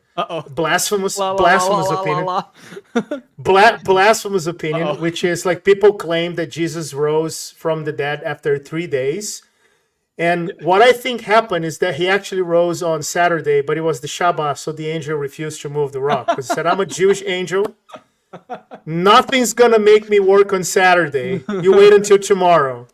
Your rules, not mine. But he's like, I'm not falling for this trick. It's like a test. but the joke notwithstanding, which I want to clarify, it is a joke. This is why this is so important to me, because like I can look at that and say this happened, and then this man was claiming to be the Son of Man riding on the clouds, Yeah. and before Moses was, I am, and Yeah. and he died for those claims, and he rose again, and then Mm-hmm. like, and then you say, okay, but this man did not come out of context; he came in this Jewish context here. Yep. Validating those things that were written in this book. He did not question those things, and he came, in this particular context. Now that I accept that, now I can look at these other things that I see what you're saying. that completely make no sense on their own, and Yeah. say, okay, now I accept them because they're centered on this event, right? Mm-hmm. Yeah. And it's like, from a believer's perspective, right? Of course, you're saying like it's like such a great blessing that that's the way that God chose to perform, right, this miracle rescue mission, right, of the lost, is that he's like, my plan is I'll send like a person at Jesus as God, right? And like this thing that is two natures, 100% God, 100% man, like, what's going on? I don't really get it all the way, right? But I don't get it. Yeah. And that's okay, but he chose to do it in a way that we could be like, there was a real dude. Like, we got a lot of evidence he was a real dude, and like he was really there, really talking to people, really hanging out, and like a bunch of stuff, from Josephus and a bunch of other historians at the time, talking about John the Baptist, talking about this Jesus guy coming afterwards, and everybody, and so you're like, oh, that's like, it was a really nice blessing to have like that recorded history, and God choosing to do it in the way. And look, that was another thing that threw me off guard already, because like what if this is a simulation? Yeah. This was one of the things that I talked about, things that I came to realize at the end of my journey, but this one was actually one of the ones that started me in this process of questioning the beginning of my journey, because what if this is a simulation? This is a simulation. Yeah. That's always, I was hoping you were going to say, because that's one of my favorite, like, I wanted to talk about this one because I think it's so funny. I'm let's do it. But my like laugh about this one is like, oh, so you think that there's this other being outside of this universe that lives outside of the rules and then started running his own version of reality on his own hardware to do whatever he wanted in? Well, that sounds like the Christian story. Like the way it's laid out in Genesis, like God was here before time. Then he was like, I'm going to make a universe. And then he made a universe. And I'm like, that sure sounds like him running, well, so the question, so anything I do doesn't matter anyways. Well, it depends what you mean by doesn't matter, right? I'm just saying the sort of the baseline conceptions of why people think the universe would be a simulation in terms of things like, the like fine tuning theory and all this other stuff, right? Those all like perfectly match up with the like the things that would naturally follow from the perspective of like, and it opens up your mind to miracles as well, which is what happened to me, because the reason I couldn't accept that Jesus rose from the dead is that I thought the universe is mechanical and perfectly rational, and miracles cannot possibly exist. But if the universe is a simulation, those two things can be true at the same time, because you have the code that's running the simulation, but as the simulator, nobody else can do this, but as the simulator, he changes the Jupyter notebook cells, exactly.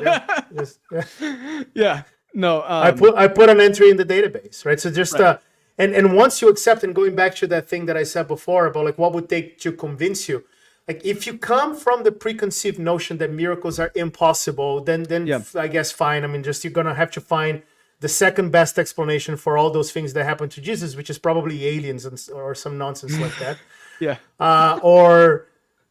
But if you think this is even possible, like if you open yourself to the possibility that, again, I don't even need the likely.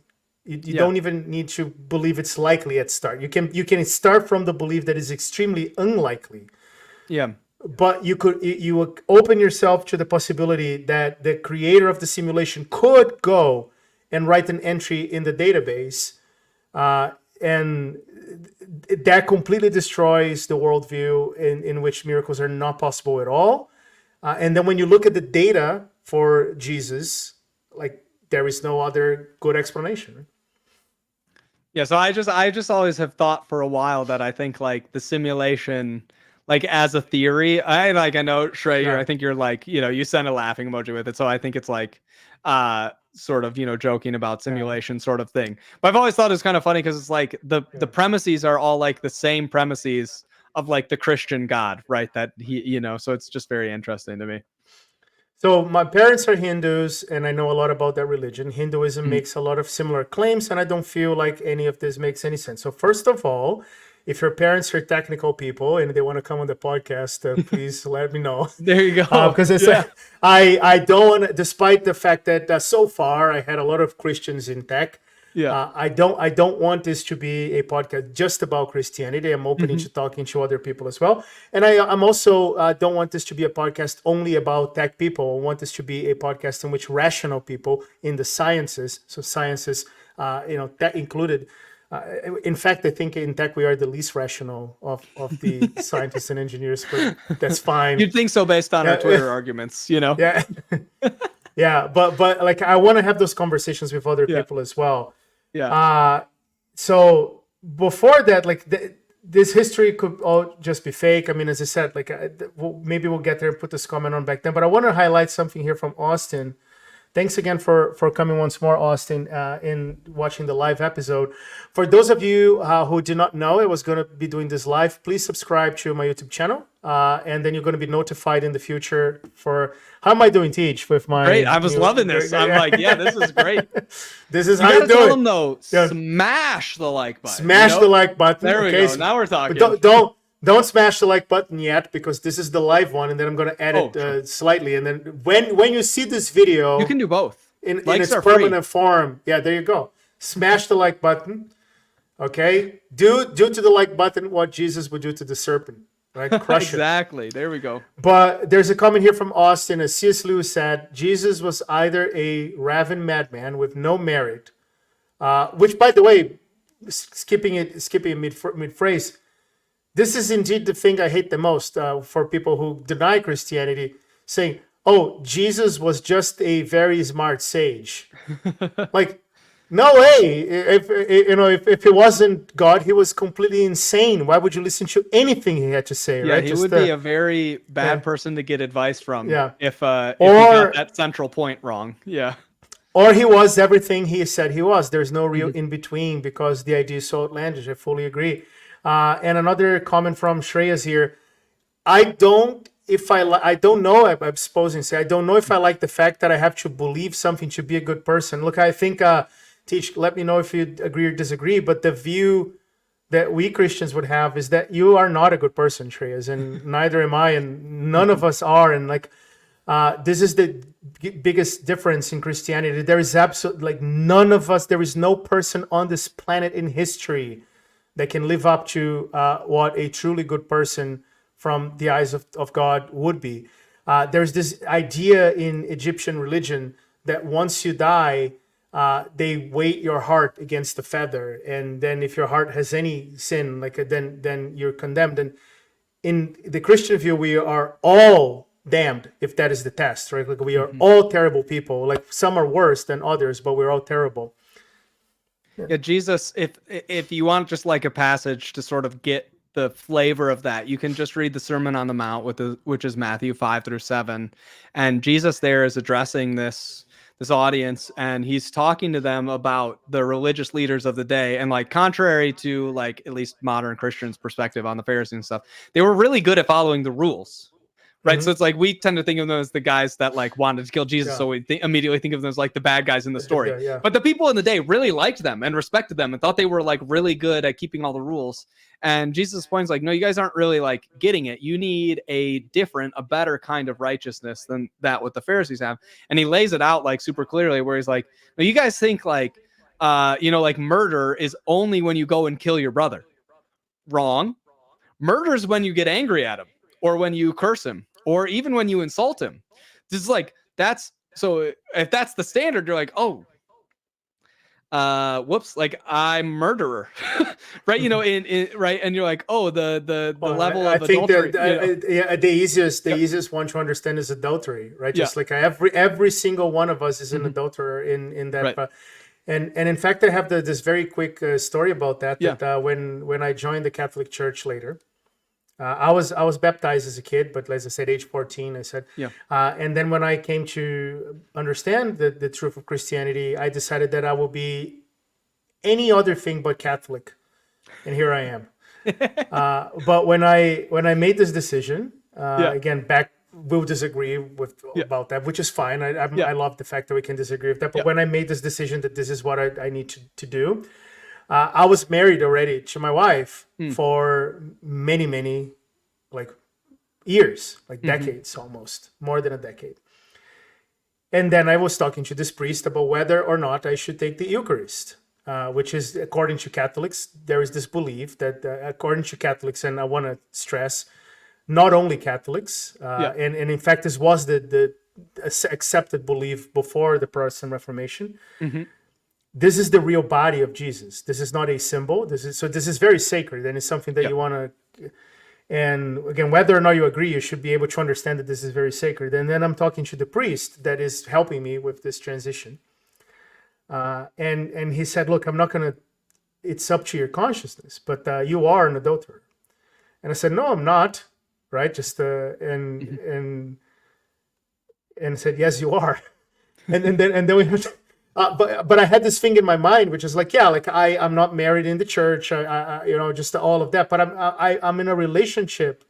I'm in a monogamous relationship with a single person who I respect, and I don't cheat on her.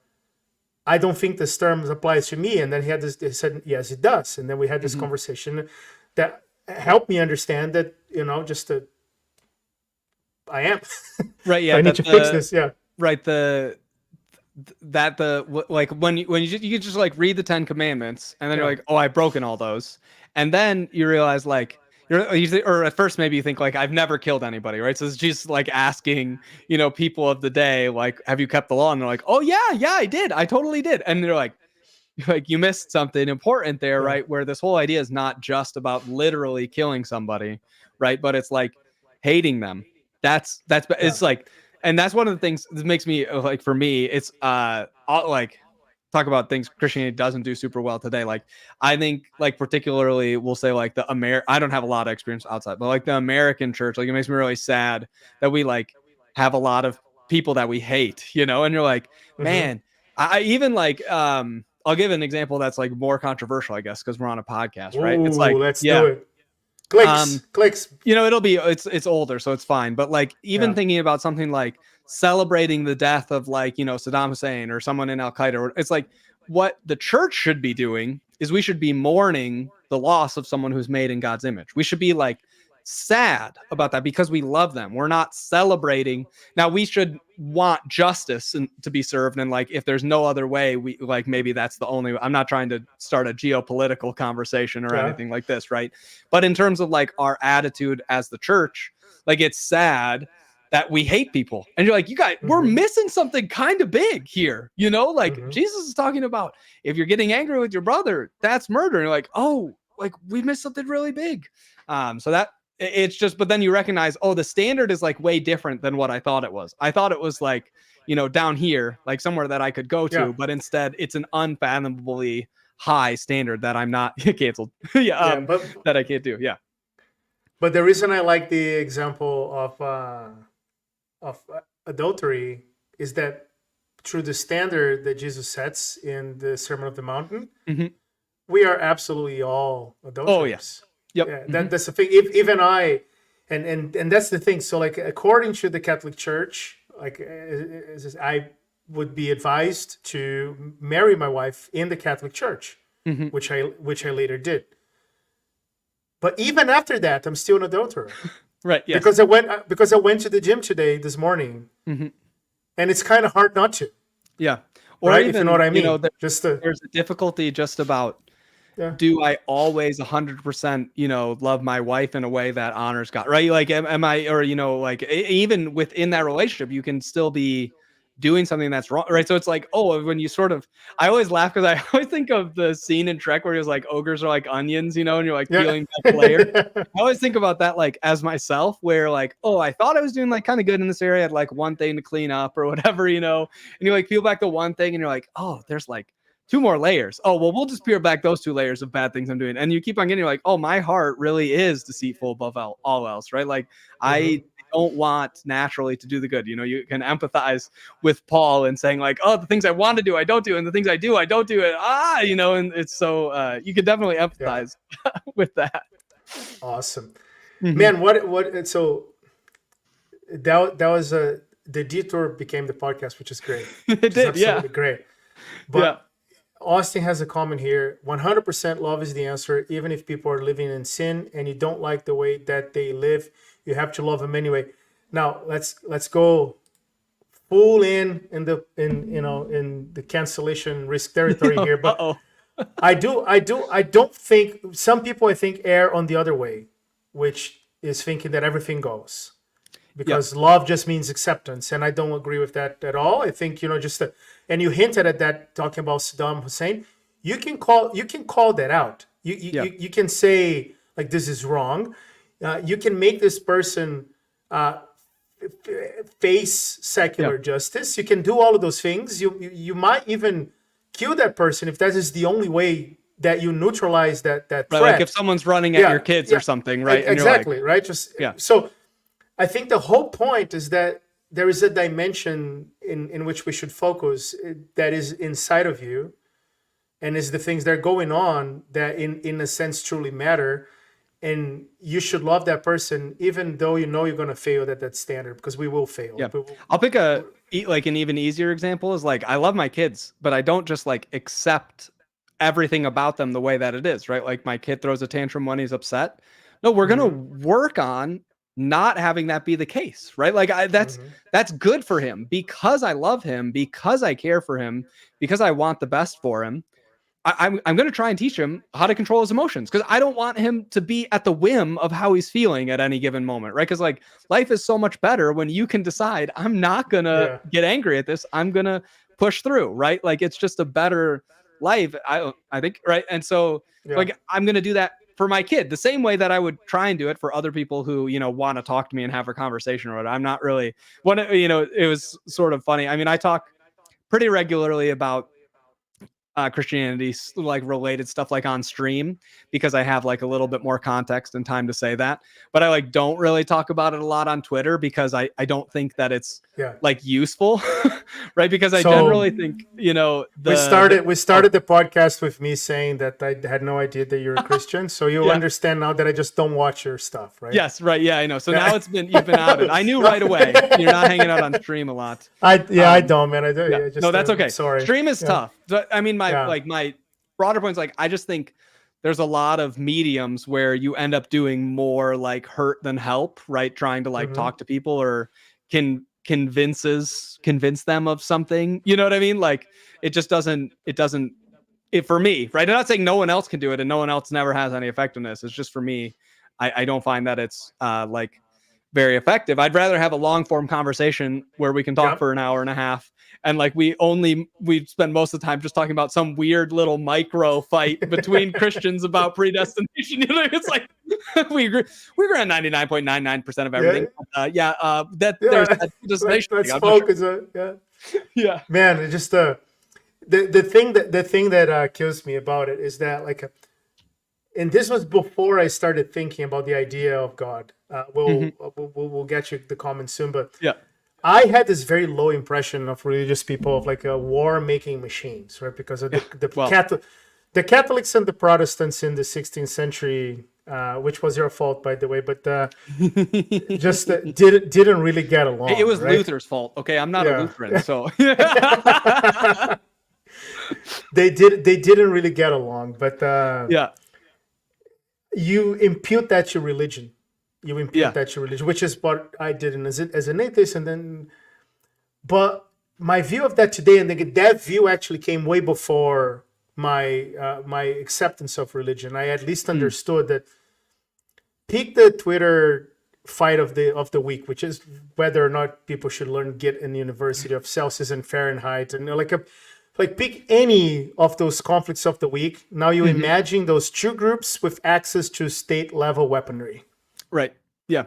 And a large amount of power and wealth on the other side of the debate. Yeah, and we'll say debate loosely because it's not a debate for long. This is the situation that you have to imagine. Pick any nonsensical, inconsequential thing that you want to pick, like whether or not we should start counting arrays from 0 or 1. Exactly. And then you imagine that for whatever reason, whoever wins this discussion, however inconsequential that point is, gains a lot of power and influence. They get to become king.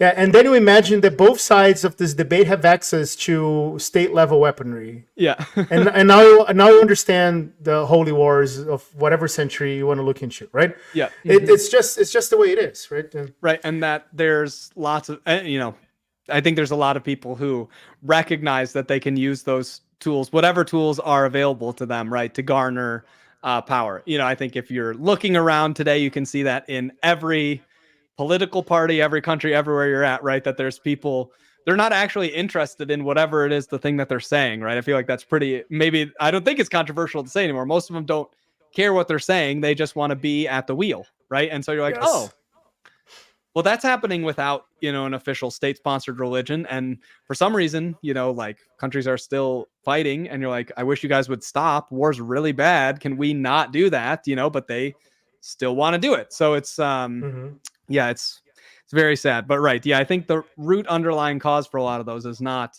the actual doctrinal dispute between them.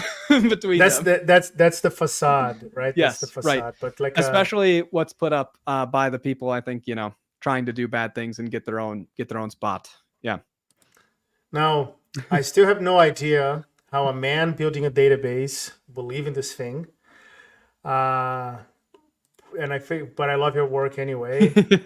Am I a Christian now? I mean, unfortunately, so I want to get to the first point because that's where we were before we started this fantastic detour. Yeah. But the non-joke answer to this is that unfortunately no, because like again, you do have to believe in Jesus Christ to be a Christian, right? Just to, we're not Glauberites. Yeah. It's if there's a Christian offshoot and they tell you that they really like some other guy, that's when you really got to be careful. That's when you really got to be careful, guys. Yeah. But how a man building a database believe in this thing? I mean, I gave my own testimony, parts of it, at least parts of it. By the way, let me just double check that it really is next week because I don't want to get. It is next week, so on the 22nd, Kent Dodds, which I guess a lot of you know, and he was a guest on my podcast previously. He had this idea at the end of the episode that he should interview me, I can tell my story. So that is next Monday. Next Monday, please everybody tune in about the same time, 2:30. So it's exactly the same time, 2:30 p.m. Kent is going to be interviewing me on my own podcast, but. I did sprinkle a little bit of my reasoning, but we were talking about you, Teach. So, what were the things? Now that we resolved the points of predestination, we fixed it. It was just one conversation. 500 years later, all it took was a two man to just put us in charge, I guess. Yeah. now that we resolve it. You were saying that the thing that almost, the one thing that got close to at least muddy up the waters, or however far you want to take this, was the problem of evil. Yeah. So I was just saying, because I believe God's sovereign, it's actually a lot easier to see why evil could exist. Some of the evil today, if you don't accept that or don't accept full sovereignty or whatever, right? Because you can just say like, well, God didn't want that to happen or whatever, right? So so for me, that's one of the like very difficult questions, and a lot of it I still I don't get, and I'm like I'm happy to admit to people that I don't understand why this is the pathway that things went. You know what I mean? Like I don't know, but like you had said, and I think for me the evidence is clear, like that Jesus was real. He really died. He really came back to life. And there's like a lot of, a lot to unpack from there. And as well, I sort of think from everything I've read and from all the other things I see, I just really don't see anything else that can explain why the world is the way that it is today, like any better, right? Like there's just no, and even like goofy stuff, like fine tuning problem and all this stuff, right? Or I think there's something really powerful how, the opening of the Bible in Genesis 1, right? Written like forever ago and for all practice, for all intents and purposes, right? It starts off with the way that God makes everything is by speaking. And you're like, what is going on there with language, right? And this idea that then Jesus comes and then the like Jesus comes as the Word, right? And this idea that he's the Logos, that he's the Word. And then what we have today, like, which is crazy, you know, for like, it's fun sort of as computer science, like we write words into things, we communicate with each other, and it's like ridiculously effective. Why is it so effective that the sound waves that I say come out and we can understand things, or like that I can type something in and we can communicate it, right? That there seems is crazy. a question here from what we don't know. What if, I suspect it was meaning, what if we don't know the science yet? For what part? I guess I don't. I don't think I follow. I don't know. I figured that maybe. Oh, yeah. That so like we just don't understand how the world was created, but that doesn't mean God did it. And I'll let you respond to that, but. Yeah, so I'm not I don't think, at least, that I'm like a God of the gaps kind of arguer where I say, because we don't know this, like that's what God did. Yeah. I'm saying the way that the universe is structured, the fact that we can like put down formulas and then predict what's going to happen, and then that comes out, for me, like that seems like a system designed by a rational being.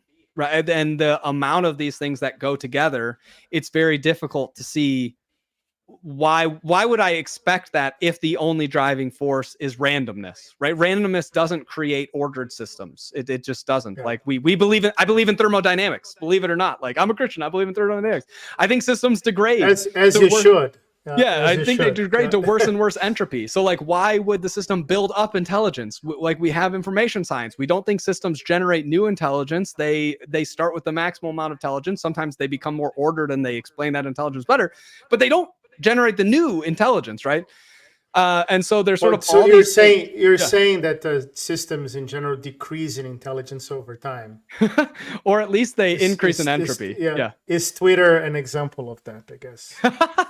Well, that's different because I think there's rational actors acting upon the system. So that's different. There's something. Yeah, I know. But so I'm just saying, like, the way, you know, it makes it's sort of weird, right? That you would expect that language can work.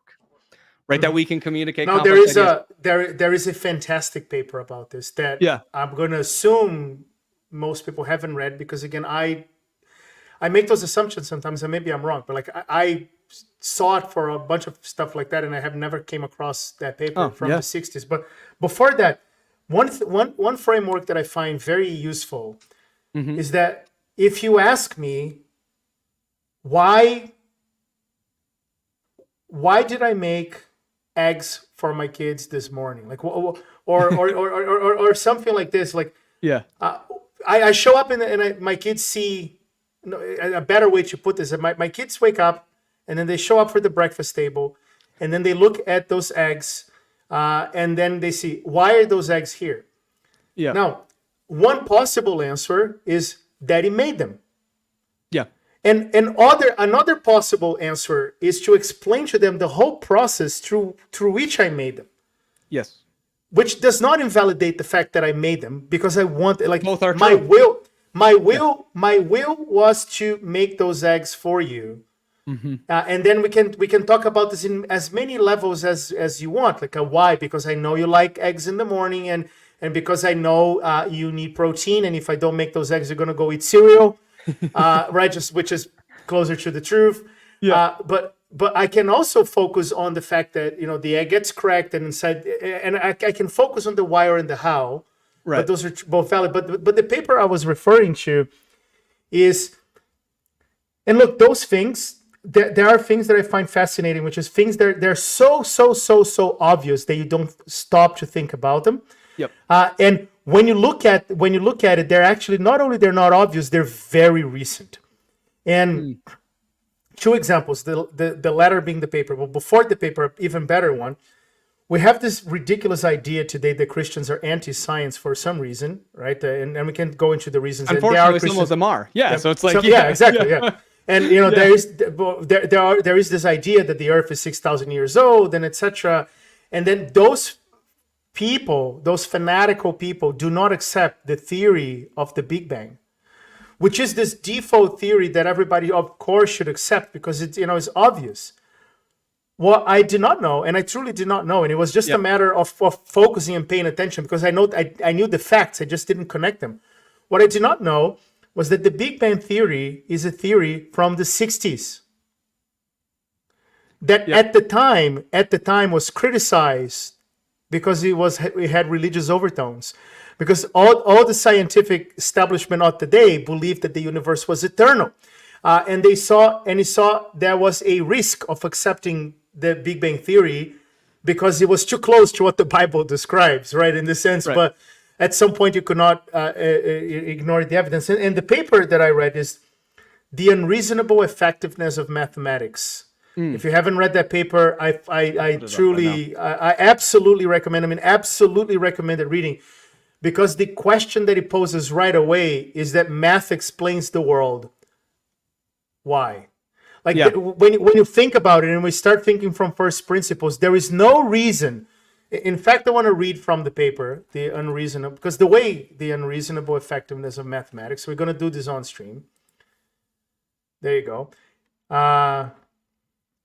There's a story about two friends who were classmates in high school talking about their jobs. One of them became a statistician. This is how the paper opens. And was working on population trends. He showed a reprint to his former classmate. The reprint stated, as usual, with the Gaussian distribution, and the statistician explained to his former classmate the meaning of the symbols for the actual population, for the average population, and so on.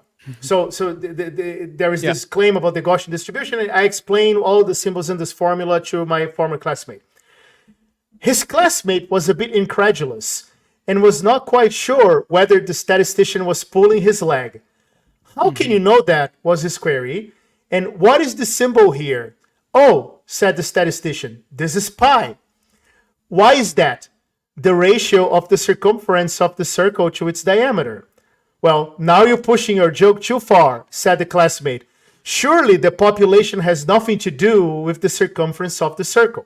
And do they do Euler's identity in there too? The paper is brilliant, man. I mean, this is the opening. This is the first paragraph. Go read it. But the core thesis is that, like, we kind of accept the fact that mathematics just explains the universe as proof that there is no God. But once you think about it and you look at it, dude, there is absolutely no reason why this bunch of symbols and concepts explains the universe.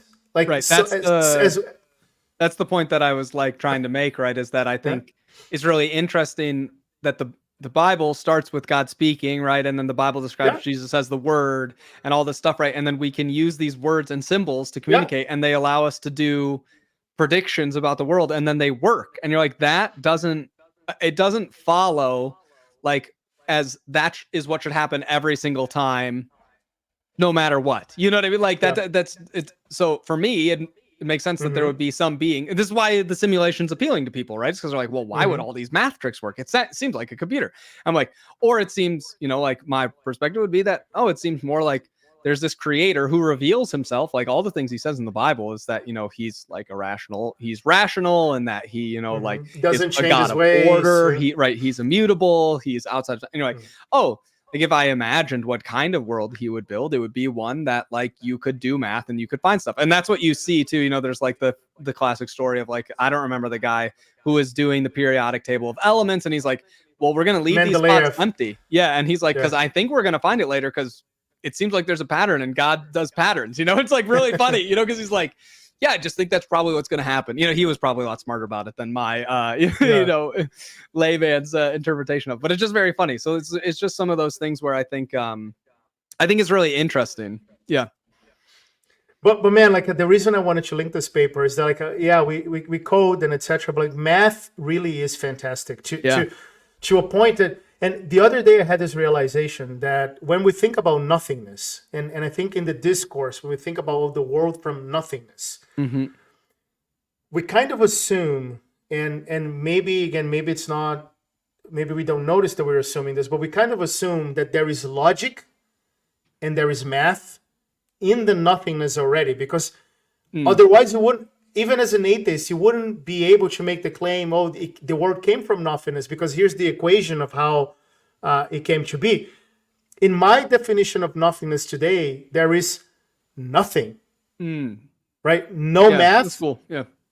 No logic. Like even logic, so I view God today as this being that is outside logic. So that there has to be a place, a dimension, a realm, a something in which even the logical concepts that we have, which is why, by the way, we have those discussions and we say you can potentially talk about predestination and free will at the same time, Right. because you are bound by your logic to discuss those things. But I think in the nothingness from which God created the universe, there is no logic. Logic itself is created by God. Math itself is created by God. There is no math if math is not created. It's not just the physical things that are created. The non-physical things could be thought as created as well. Yeah, I always have felt that we discover math, right? Not that Yeah. we invent it, right? And that was something very fun. I actually have a mathematics major, so I used to do a lot more math back in the day. But yeah, I think you just, and I went to a smaller like Christian liberal arts school. So, it was one of the things my professors would sometimes talk about is like, like Euler's identity, right? We have E Yeah. and I and pi all in the same thing. And you're like, And yeah, and why one and does zero, right? yeah, and 1 and 0. And you're like, Yeah. why would there be a relationship between all these things, And it's just like I said, for me, it's like a tick in the direction of like that's a data point that I would put in like design, right? As opposed to like chance, right? It seems too unbelievable that would be like a chance encounter that happens, right? As opposed to some beautiful design and a little, like Easter egg hidden away in mathematics until we get there. Yeah, Yeah. Alberto, which is another regular. Thanks for coming again, Alberto. There is a paper video by Dr. Jason Lyle. Hope I'm pronouncing his name correctly. I think that's his name, about numbers and fractals, and it's fascinating. Man, math is it's insane. Yeah. And I go back to this. I mean, if you think about it, in fact, I stopped using the word materialists to describe, and I now draw a distinction, which I understand not some people may as well, but I understand not everybody will. But I make a distinction between a naturalist and a materialist. Interesting. Because you can be a naturalist thinking I only believe in nature, which I'm not. It's not what I am anymore. But you can still say I am a naturalist. I only believe in natural things, not the supernatural. But I'm not a materialist because I can believe, for example, on non-material entities like math, like logic, like intelligence being their own thing. Gotcha. Because it's not obvious to me. It is not obvious to me that even within in atheist point of view, information is necessarily emergent. Like information could be seen as its own thing. Like the contents of a book exist detached from the book. Like the brothers Karamazov exist regardless of the print, right? People would disagree with you these days, but that's all right. Yeah. There you go, man. Like just this is so fascinating. And do you believe in evolution? I mean, it Or depends are you kind of. canceled? Yeah, Are you I guess it canceled? kind of depends what you mean. I don't subscribe to like that God wasn't doing things.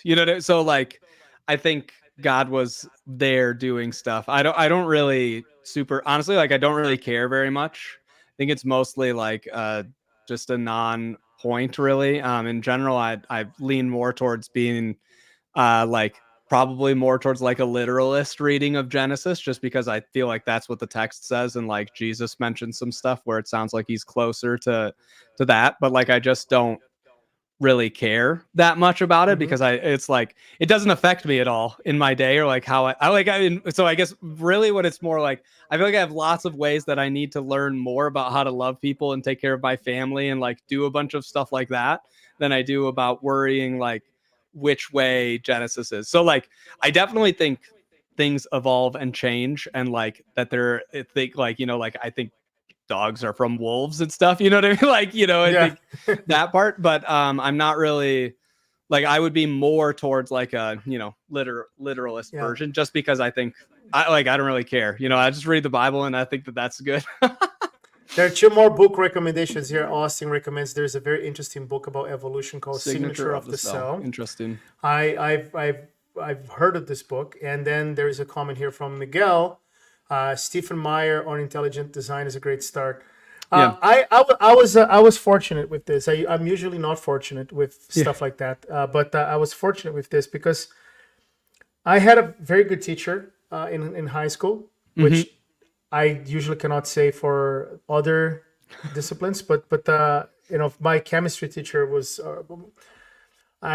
in fact, he was my chemistry teacher, not my biologist, my biology teacher, which was worse. But he told me something that I don't even know if he understood the consequences of that, but he made it very clear. He made it very, very, very, very clear that there is a difference between the theory of evolution and the many theories is about the origin of life. And I think a lot of people conflate those two, and they're not the same thing. And you can accept the theory of evolution, which again, I'm not going to go into any details of whether I do or don't, because you're the one that's supposed to be on the spot today. But you can accept fully that evolution happened the way it did, and humans came from a unicellular organism. That still doesn't explain the origin of life, right? So that's the a zero separate question. the 0 to 1 is a different question. And that I think that allowed me to navigate, having this understanding from the start, allow me to navigate this in a different way than most people do, because people get too conflated in this idea of those being the same thing. That life came through this process, and there are some people that I think go too far, say evolution is completely false, because if evolution is true, then how come the cell? Say, hey, no. You can assume that life is there and cells exist. And from there, talk about evolution. That's perfectly fine, because theories are not theories. They have a scope. Every theory has a scope. Yeah. Right. So this is the scope in which it works. Yeah. So I don't know if that answers your question or not, but it does, man. Like the importance, the important thing is not the actual answer; is the friends we make along the way. Yeah. Just to last one here, whether it was a literal telling evolution or something else that doesn't change my life in any meaningful way. I mean, just I have to know. Yeah. I like talking about it, among sort of like amongst friends and stuff, and trying to figure, and like theorizing and stuff. But sometimes I think we go a little bit, we have some sort of like, I don't know. I guess I would say like we get overly entranced in trying to discuss it, and it like becomes like, this big thing instead of staying like on track, where it's like, oh, well, we still like broadly agree or something, So I think that can be somewhat of like a sidetrack sometimes. Teach, it was an absolute pleasure to have you today. This was our officially longest episode. Thank you so much, because I want to do those things long form, because this all started with me going, Daddy, I hear. Yeah. You want to bring her on the podcast?